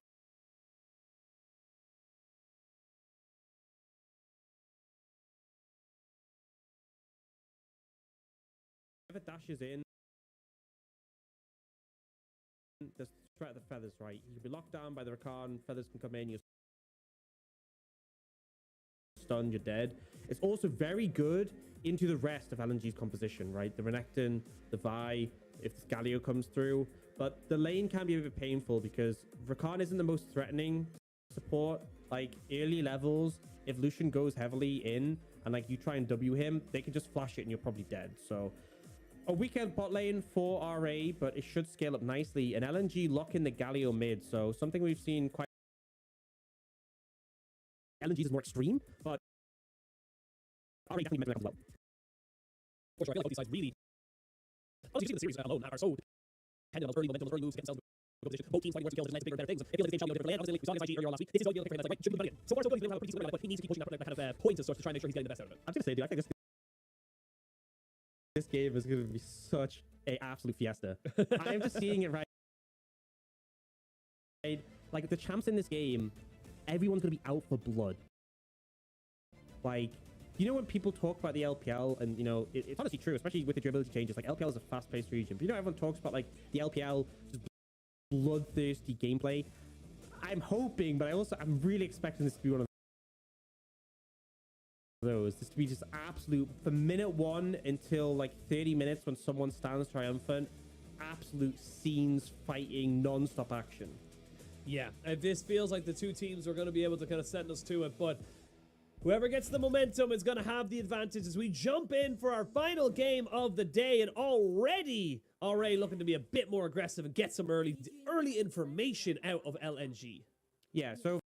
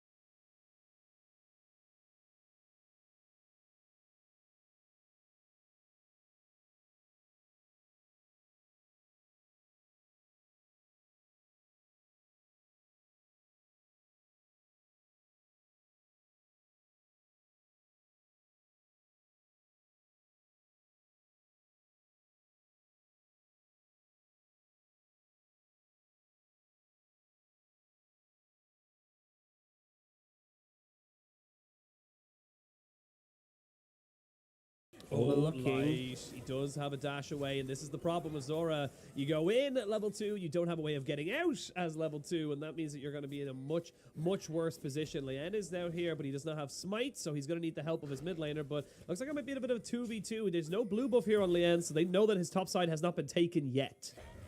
Yeah, and the problem is the bot lane from LNG starting to move up into the river, and that should be enough. Lian's just not going to be able to secure this. And actually, if you look, topside Skull's being secured by Panda C. So actually, really nice denial here from LNG as a whole. Panda C are doing a good job to make sure Lian can't just go topside and get a Scuttle himself. Still has his topside camps to clear, though, so that's going to be fine. But look, gank coming in here. Yeah, they're going to try and re-engage on this. Zora's going to need to get back on this. Nearly gets hit by the bubble. They're trying to figure out who they're going for. Whoa, okay. Fancy Zora, footwork. fancy footwork keeps him alive, but that is a summoner down now again in bot side. Yeah, I mean, able to really do a decent amount of in terms of being the summoner. But I think Zora, the fact he W'd in, then used the dash to reposition, avoided that, is pretty solid. But still, as you said, summoner being a positive for LNG. And yeah, I mean, this is kind of what I sold you. We haven't had any kills yet, Sheen, but we've had action. It has been the most action-packed 0-0 kill game I've had in a very, very long time. But yeah, and now we can see with the mini-nar coming out for Cube, he needs to be very careful with how far he wants to push up onto this. But the Renekton should be able to clear out this wave, and it's going to be hard for Cube to really gain any kind of meaningful advantage. Yeah, I mean, it does get to a point where it's a bit painful because, like, Cube starts to do damage, right, later on. Like, level 3, Renekton poses a threat, but when you get to, like, level 6, you have to really respect the Mega Gnar. When Cube gets a few levels in his abilities, like, the 40 health nerf was 40 base health, hits hardest at, like, level 1, 2, 3, like, early levels, right? Once you're late in the game, it's not as big of an issue. You start to get that scaling health, scaling armor coming in, and Panda C can get chunked out and not necessarily have an all-in window. Oh, Lumao flashes away, does land the bubble, but they're kind of divided on who they wanted to go for there. That feels like a bit of a mistake there from Light and not really focusing on the target who was CC'd in front of him. Yeah, so they didn't really get to trade back, but to be honest, here's the difficulty, is if you dash into iBoy, you're going to get feathers and beaten up. And if you try and chunk out Zora, he's just so mobile. And this is kind of what you're seeing, what I was talking about. You know, Panda C closes the gap, but takes a lot of damage in return. A level 5 hit. Oh, Doonby does have the aftershock after getting the knock up there from the heroic charge, but now we're going to see an ultimate available. This is the burst damage. Cube doesn't have himself a hop just yet. He finally does. Flash away! And the top lane will still not give us any kills. No blood has been spilled, but a hell of a lot of bones have been broken because both these sides are going toe for toe. Oh, we've just seen battles. And actually, Cube doesn't have teleports. He's in a much worse position. Does have level 6 now, though, and is about to hit Mega. So, I mean, I got a real... Panda C, though. Panda C gets himself underneath the tower, and Cube fully capitalized. Panda C not having a great time at all. Now Tarzan going to try and see if he can deal with this support jungle combination of RA, and this is so scrappy right now, Ox. How do you not see? Like, I saw the mega bar. You saw the mega bar. I don't know. I don't know why he thought he'd be able to burst him out there before it came in. Like, there was still a good amount of health left on Cube before. Like, you'd have to do like an extra 150 damage, I think, or something. Just you can't just pull that damage out of nowhere. And then obviously Cube hits Mega, and it's like, well, you're dead, like flat out. Like, he has ult. So very messy from Panda C, and now LNG trying to contest this red, but RA collapsing. I mean, Strife's now been caught out a little bit. No level 6 though on Tarzan. That's a huge chunk of damage onto him. Doonby does have Ghost, but shall not be able to catch out Strife. And little moments like that, and you can see now Lumao, he might be in a little bit of trouble here, but does have decent vision, knows where Lian is hiding, so not going to be able to gain anything here as RA, as they can just see that Lian's just trying to keep his advantage in the farming camp's way. Yeah, and you kind of look like Lian is 10 CS up, Strive is like 15 CS up, bot lane is a little bit behind, but not by much for RA. But I mean, like, look at the mega bar and track the health. Okay, maybe 150, 112, so not quite 150 health, but still, like, he needed an extra 112 damage to kill him. 2 auto attacks minimum. Like, probably it's just not happening when you burn all your cooldowns. And then obviously, like, he's gonna hit Mega if you don't instantly kill him, so he gets that extra health and then turns it around. But yeah, I feel like this is just Panda C, like, being like, I have to get ahead. I'm ahead in the lane, I have to kill him, and just over-forcing. Yeah, it does mean that the lane ends up kind of in a very much an equal state, if you will. You both have your steel-plated toe caps on both sides, so they're going to be able to kind of mitigate some of that lane harassment. Is now Panda C thinking about going somewhere here in the mid lane. Doonby though going to pop the ghost. The flash has been used. That's a summoner for summoner. That's a good roam here from Panda C. Doesn't really lose anything on the other side until the Gnar can push in the wave. Oh, but Leon's going to stop. He's trying to reset there, I think. I don't know. But either way, he's going to have to go grab that top wave. And yeah, flash down They're going to jump on him. Nice. They're going to try and contest Leon on this. They're thinking about it. Fantasy's just missed a massive wave, so this is kind of punishing. But you also have Zora here, but you haven't got the bot lane of LNG just yet. So they're not going to be here in time. It's going to be a 4v5 at the moment, or 4v3 at the moment, in favor of RA. But eventually LNG will get their bot lane here. Cube's going mega as the Rift Herald respawns. Or resets, I should say. We're going to have some resets coming in of our own, as I think LNG, they just kind of posture a little bit. They kind of lose a lot more than they probably intended, and they don't really gain anything at all, apart from just delaying the Rift Herald being taken. Yeah, I mean, they'll just start it back up again, because they know they have to respond to the wave, so RA are kind of fine with this situation. LNG still trying to contest. Even have Doinby going in for a reset and coming back. This is just like the endless Herald play. Yeah, the Endless Herald plays. We can see Doonby doesn't have teleport, but does have his ult. So Hero's Entrance is available. 2,000 now on the Rift Herald. It's going to be easily to burst down. Panda C's pop down the ultimate, so the Dominus is there. Strive going to try and CC him down before he can really do anything. There's going to be Leanne jumping in as iBoy takes off the first kill. There's a flash in to get the taunt down as Doonby finds 2 people, and that's going to be 2 kills. You would imagine. Why are we following this 1 kill when there's an entire fight happening around Rift Herald? Thank you so much, observers. As we finally come back in here, they're going to try and burst this one down. It is secured by LNG. Can they get he doesn't get it. He doesn't get it. They can't get it, which means they get the local goal, but that's about it. Yes, 300 gold picked up. Well, 200 local, 100 secured by whoever got the Herald, which I think was Tarzan, but it smites up very soon, so not sure. But regardless, the eye is denied.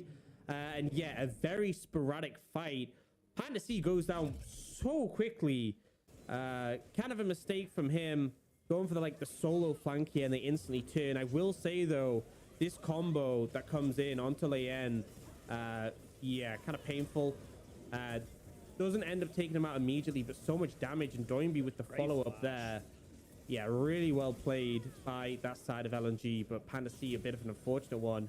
And then here, I'm guessing it's the smite that comes in from Tarzan. It's not actually available, so they just secure it, yeah, with the E.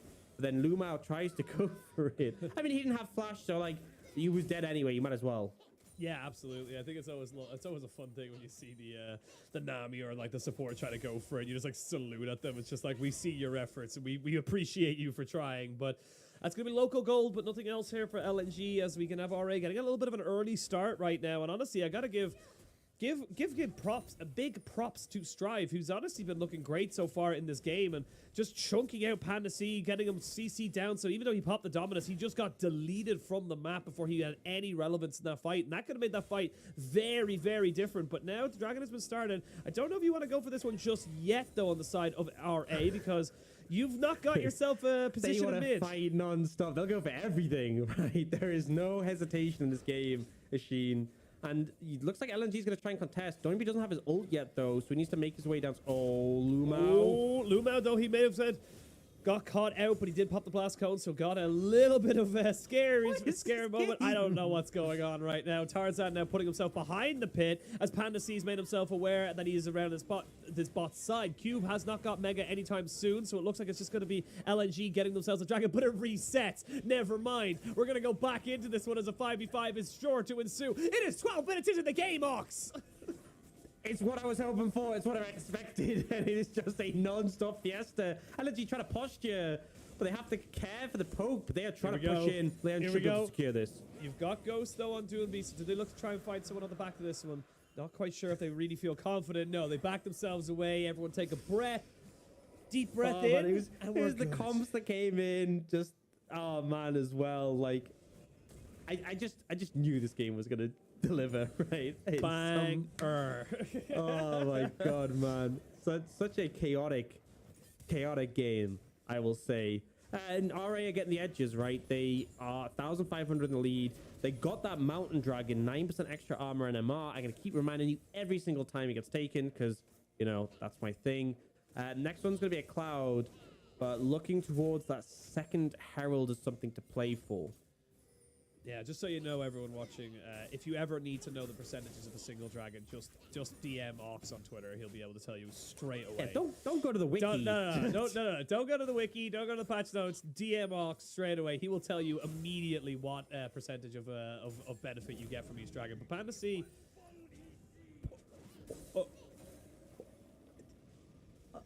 I mean, Okay, I mean, I guess he wanted the stops the Fury. dive? I guess he wanted the Fury to clear the way, like, because you know when you pop ultimate, it builds up Fury over time, right? Like with Renekton. Yeah, I guess true. I guess he wanted to. I can to see build the up logic. I don't have to agree with it, but I can see the logic. It's just, I love how we were both just so stunned of like, because I immediately looked at the mini map. I was like, oh, he must have seen like Leanne. I was like, Leanne's bot. Like, it's like Leanne's not even close to this. So, yeah, doesn't have the Dominus now, sadly for him. But that's I don't know, man. Honestly, I probably give Panda an F for that one, not a C. So, you know, how long you been sitting on that one? How long you been waiting to make a grading of Panda C? God damn it! Dude, I feel like that's what we should do. Just grade all the plays he makes. It's like the 3, new. 6, It's 9. like, yeah, I was just about to say. It's like, is he a 3, a 6, or a 9? It's like, is he a C, an F, or an A? So is he just Panda C or Panda? Like, you know. We're kind of losing our minds a little bit. I mean, come on, dude, we have to. I feel like this game is just being scenes. Today has just been chaotic. I feel like, you know, getting towards the end of the split, you know, it's just going a bit wild. Oh, Strive trying to find him. Yeah, well, you know what would really help Panda C right now would be a Dominus. He would love that.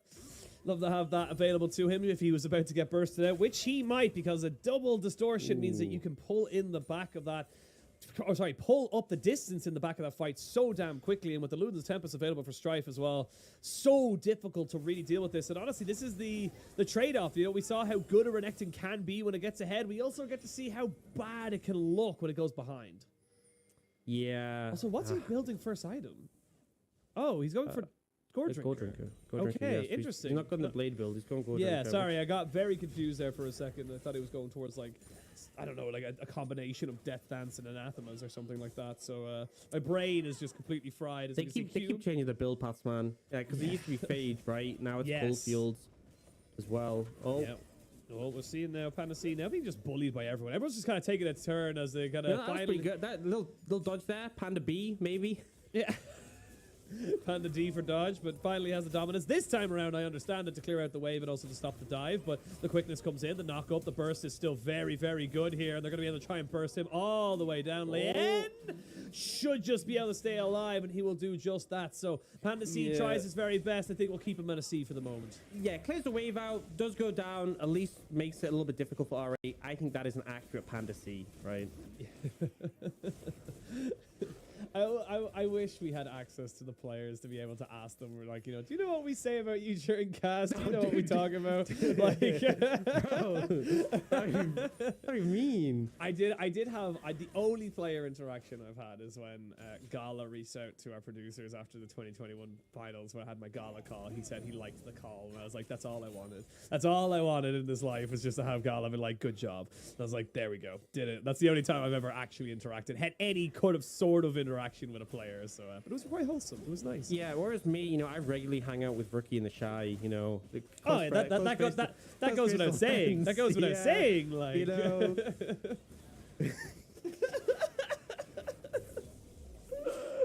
Okay, Rift Herald has been taken. We will see now if LNG can do anything significant with it. But, ooh, okay, Strife thinking about it. And he's going to pull out 2 ultimates. Is he caught, though? Because the other dragon's all the way back. And, oh!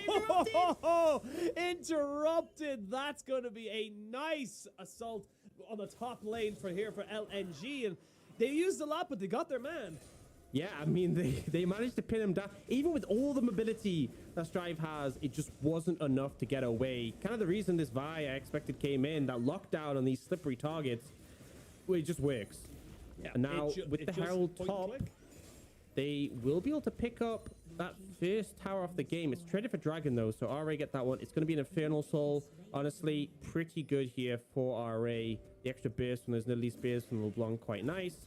And Herald even gets the second charge, so LNG keeping the gold close, but still down 2 dragons, and we'll get a replay. So Strive had information here. Kind So obviously you saw the scuttle fade off. Sees them in the control ward, tries to go for a quick burst on Lumao, and it's just caught. You can see he tries to go to the blast cone, but a ward from Lumao catches him out. And then here, this is the sick one from Tarzan. He interrupts the distortion, holding the Q for it. So well played. Yeah, so well timed as well. You can see him. He could go for it immediately to try and get it, but he knows he needs to stop the distortion in order to secure the kill. Very nicely done. And LNG, they're already back in this game. This gold's getting a lot closer than it was. I think game 1 and game 2 led us to believe that whoever gets the first 1,000 gold ends up with 8,000 in, in about 3 minutes after that. But a lot closer game this time around. Light somehow lost about all of his health bar, but I will say RA do have, as you mentioned, a win condition in that Infernal Soul. They've got themselves 2 dragons, and they're going to try and maybe make this one work. You still have the Rift Herald. Actually, no, you used the Rift Herald, excuse me, up in top side. So 2 towers to none for the moment in favor of LNG as they look to try and maybe make something work on the side lanes. But Panda C should still be strong on this Renekton to be able to make something, at least, you know, keep the rest of RA guessing. This was the play that Strive was looking for earlier and wasn't able to find. I think he mistimed the final Q because he landed chains, but the Q didn't proc. I'm not sure if it would have killed him. But like that's because that's the thing. Is like if you put your Q down and then the E procs, you'll get the damage. But I think you put the Q down after. So, this is aggressive. Yeah, it's very aggressive. We're going to see. That Gale Force. Wow. Okay, that was a lot of damage. And now we can see Panda C maybe in a little bit of trouble. Panda C going to be Panda dead. If he's not quite too careful, he will get the Dominus up and keep his health bar nice and healthy. Doomby does get the Hero's Charge, or Justice Punch, I should say, away to make sure that he does not get caught out by the Ethereal Chains. But now they're pushing it towards this mid lane. It'll be very difficult to really take this one down. You're quite short range on the side of RA. Not quite as easy to walk up and just take those structures. Yeah, the TPs weren't so hot. I'm going to be real. I feel like they saw Panda C, well, like we can get him, but really had no way to actually follow up. You know, maybe the charm from Zora had actually connected. Potentially, I could have seen it, but regardless, they get a pick, which is nice, but quite a lot invested in order to secure that. Quite a lot invested, but did draw everyone from LNG up towards that mid lane, so Cube should be able to transition that into their first tower of the game. And like I said, the gold seems to be swinging so damn fast right now, as we can see that maybe Tarzan looking to try and make something happen bot side, but very difficult when he's already been caught out on vision. Has a Divine Sunderer and building up towards... not quite sure exactly what a second item might be. It might be Anathemas, maybe. I always see health Ruby Crystals, and I always just assume they're going for something like that. But we'll see. We'll have to wait and see, Ox. Be patient. Yep. And I feel like you don't need to tell me that. You need to tell RA and LNG to be patient, because I feel like these two teams just... Like, we're having a full-on 3v3 just over the Raptors, right? These teams... Oh, Panda C's in trouble. Panda C's in a lot of trouble. He does have flash available to him. Can he get to the gap in the wall, though? Maybe. Oh, he doesn't even... Oh, nicely done. And you know what? Panda A for him. No way, bro. Nah, I have commend effort. He didn't die, but now someone else might be dying as we're going to go straight into another fight. As we can see there, the Vi goes straight back in on top of this fight. The Galio was there, but just a little bit too late. Doomby trying to make this one work with a taunt, but Zora gets himself away, and now with the Winds of War trying to make this one work. Good call back of the feathers. Means that Strife's just kind of breaking ankles on the backside of this fight. TP going to be coming in as Panda A going to be trying to make something work in this fight, but not to be happening. Bro, you cannot call that Panda A play, right? He nearly got solo killed, and yes, he flashed, he got away, but that is not a Panda A play. That is probably a Panda D play, maybe Panda C if I'm being generous. That's not a Panda A play.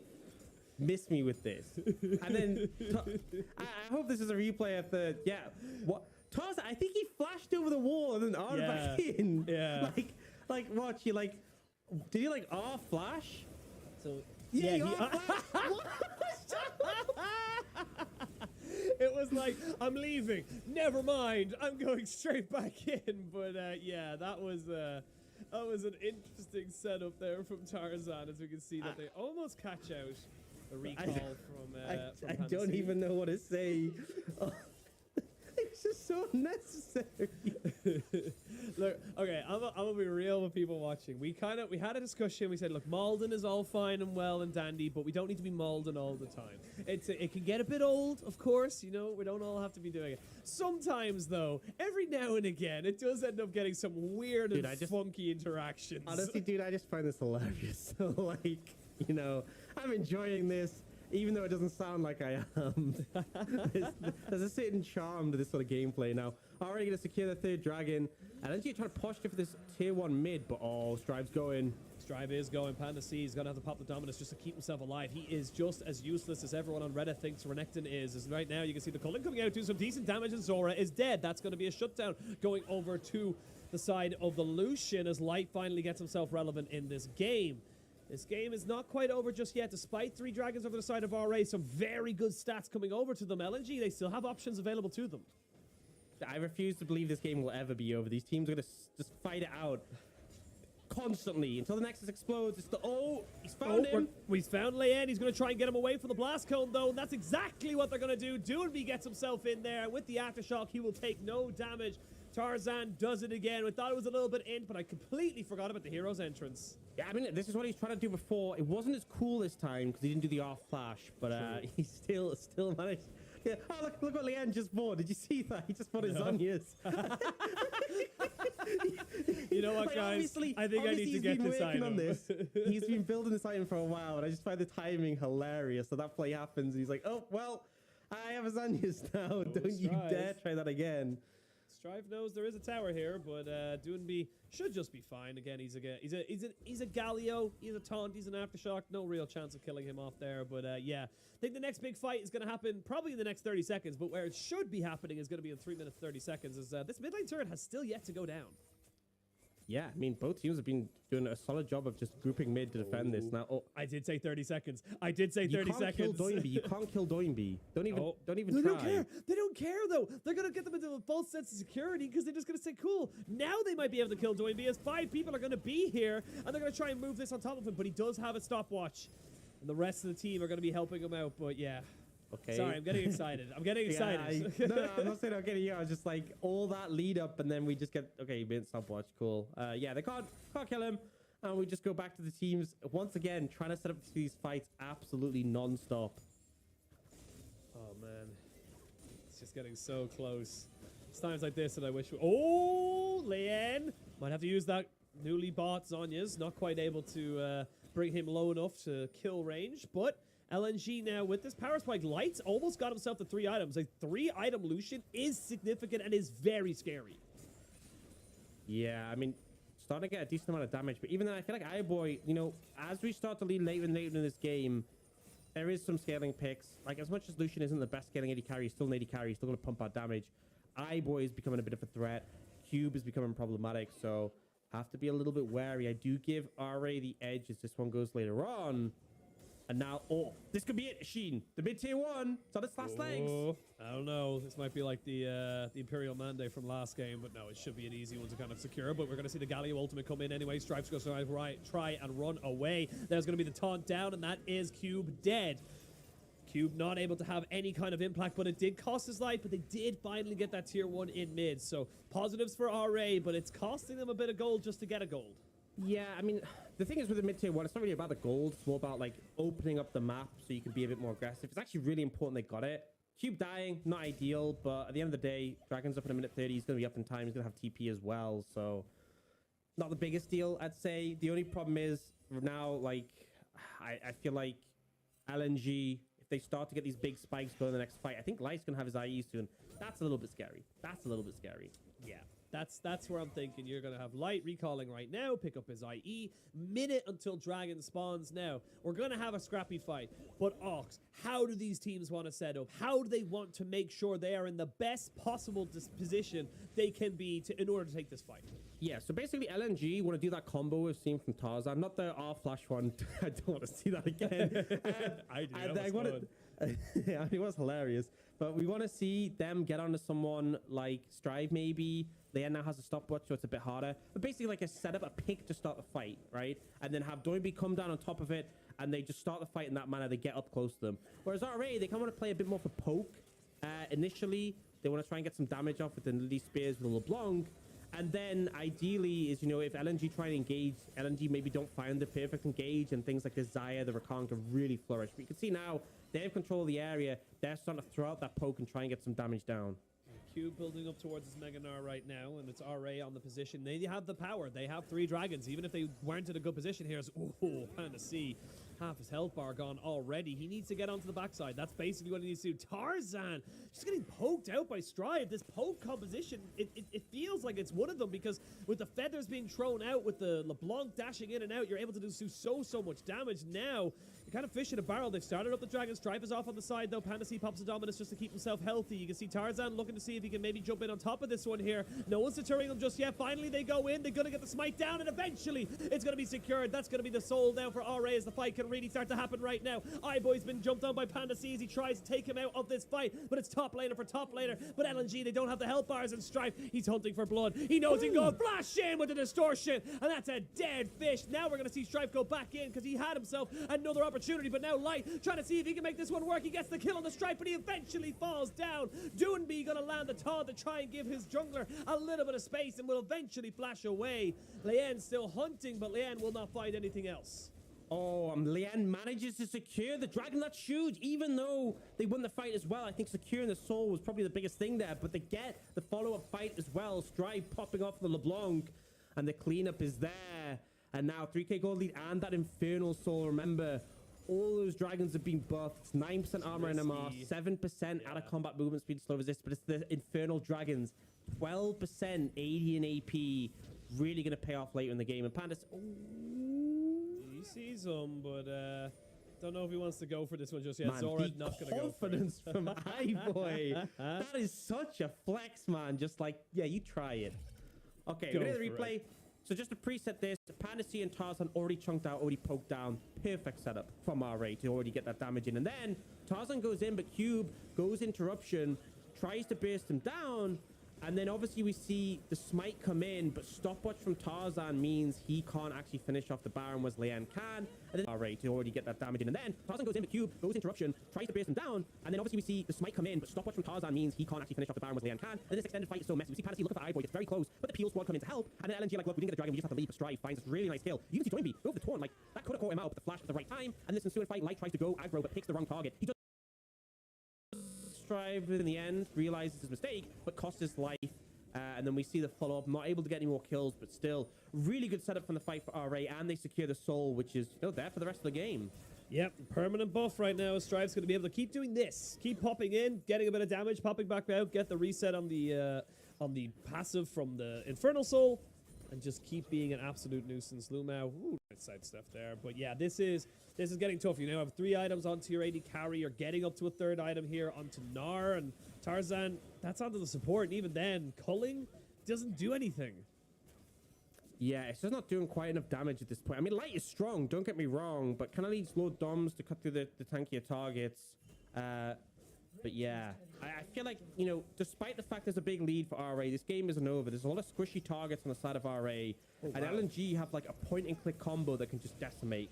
I mean, They are starting the Baron. This is a bit risky, but yeah, one thing to note, it's a healthy Baron. They have healing from the Nidalee and the Rakan, so they shouldn't drop too much health. They got it. Tarzan can get in the pit. no, he can't. He can't get in because we're going to have Zara getting in straight away with the quickness. He even gets himself over the wall to make sure he doesn't die. The Winds of War not going to be quite good enough. Cube, though, no flash available, which means he will not get himself a Baron buff. RA just back out. Yeah, Back you out. got to leave. 4v5, you got the Baron. Good job. I like the fact that Zora went over the wall to play interrupt. I think Cube overstepped, if I'm going to be honest. But they get the Baron, they get out. It's a success. The only thing I'm nervous about, right? Let's be real, Asheen. This game has been a back and forth. It's been a little bit messy, okay? I don't think RA end of this Baron, right? I'm going to be honest. And there's Elder in 2 minutes 20. Yeah. And I just feel like Elder's going to be such a flip, right? Because, depending on which team secures... okay, it doesn't connect. Because, like, that's the thing is, like, the reason teams are often so hesitant around Elder is because even if you're, like, ahead in gold, if the objective gets low and it gets flipped, like, like, let's say LNG, they're 5k gold down, they don't have soul, but if LNG gets get Elder, they just probably, like, 9 times out of 10 just win the ensuing fight, right? Unless they've already lost the fight before they secure it, they will just win. So it makes it super scary. And I'm kind of nervous for RA. Oh, I'm nervous for Luma. Oh, he just about keeps himself alive. He doesn't want to use that summoner heal, but he's gonna have to, and he's still gonna die. That is the power of this Nidalee pick here for Leon. He's been a bit quiet, if I do say so myself, but definitely coming into life. TP going to be bringing Strive into this, as you do have almost full items now onto light. But like you said, just not really having that long distance impact. And that minion, I'm going to name him Charles, and Charles shall do a hell of a lot of damage. The quickness comes out as Panda C goes golden. Going to have to use that stopwatch he just newly purchased. And now Light seeing if he could go for a trade back, but very, very difficult to do so. Now, without the Baron buff, it was Charles did have to sacrifice his life in the service of the duty, as he didn't have the morale boosting Baron there. But look at the damage. This is poke, yeah.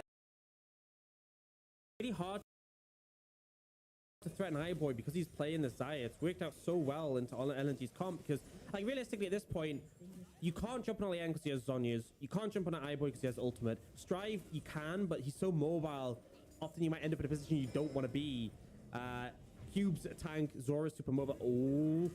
Oh, they're looking for them, but they're going to bring Strife all the way back here. The Galio's going to have his ultimate down on the 3 members. They've lost the tier 2 and top side, but you can see Tarzan just really hasn't got anywhere to go, so he has to immediately go straight in on the backside. It's a 2-for-1 trade in favor of Ray, and they're going to have the damage basically in their favor. But look at Light.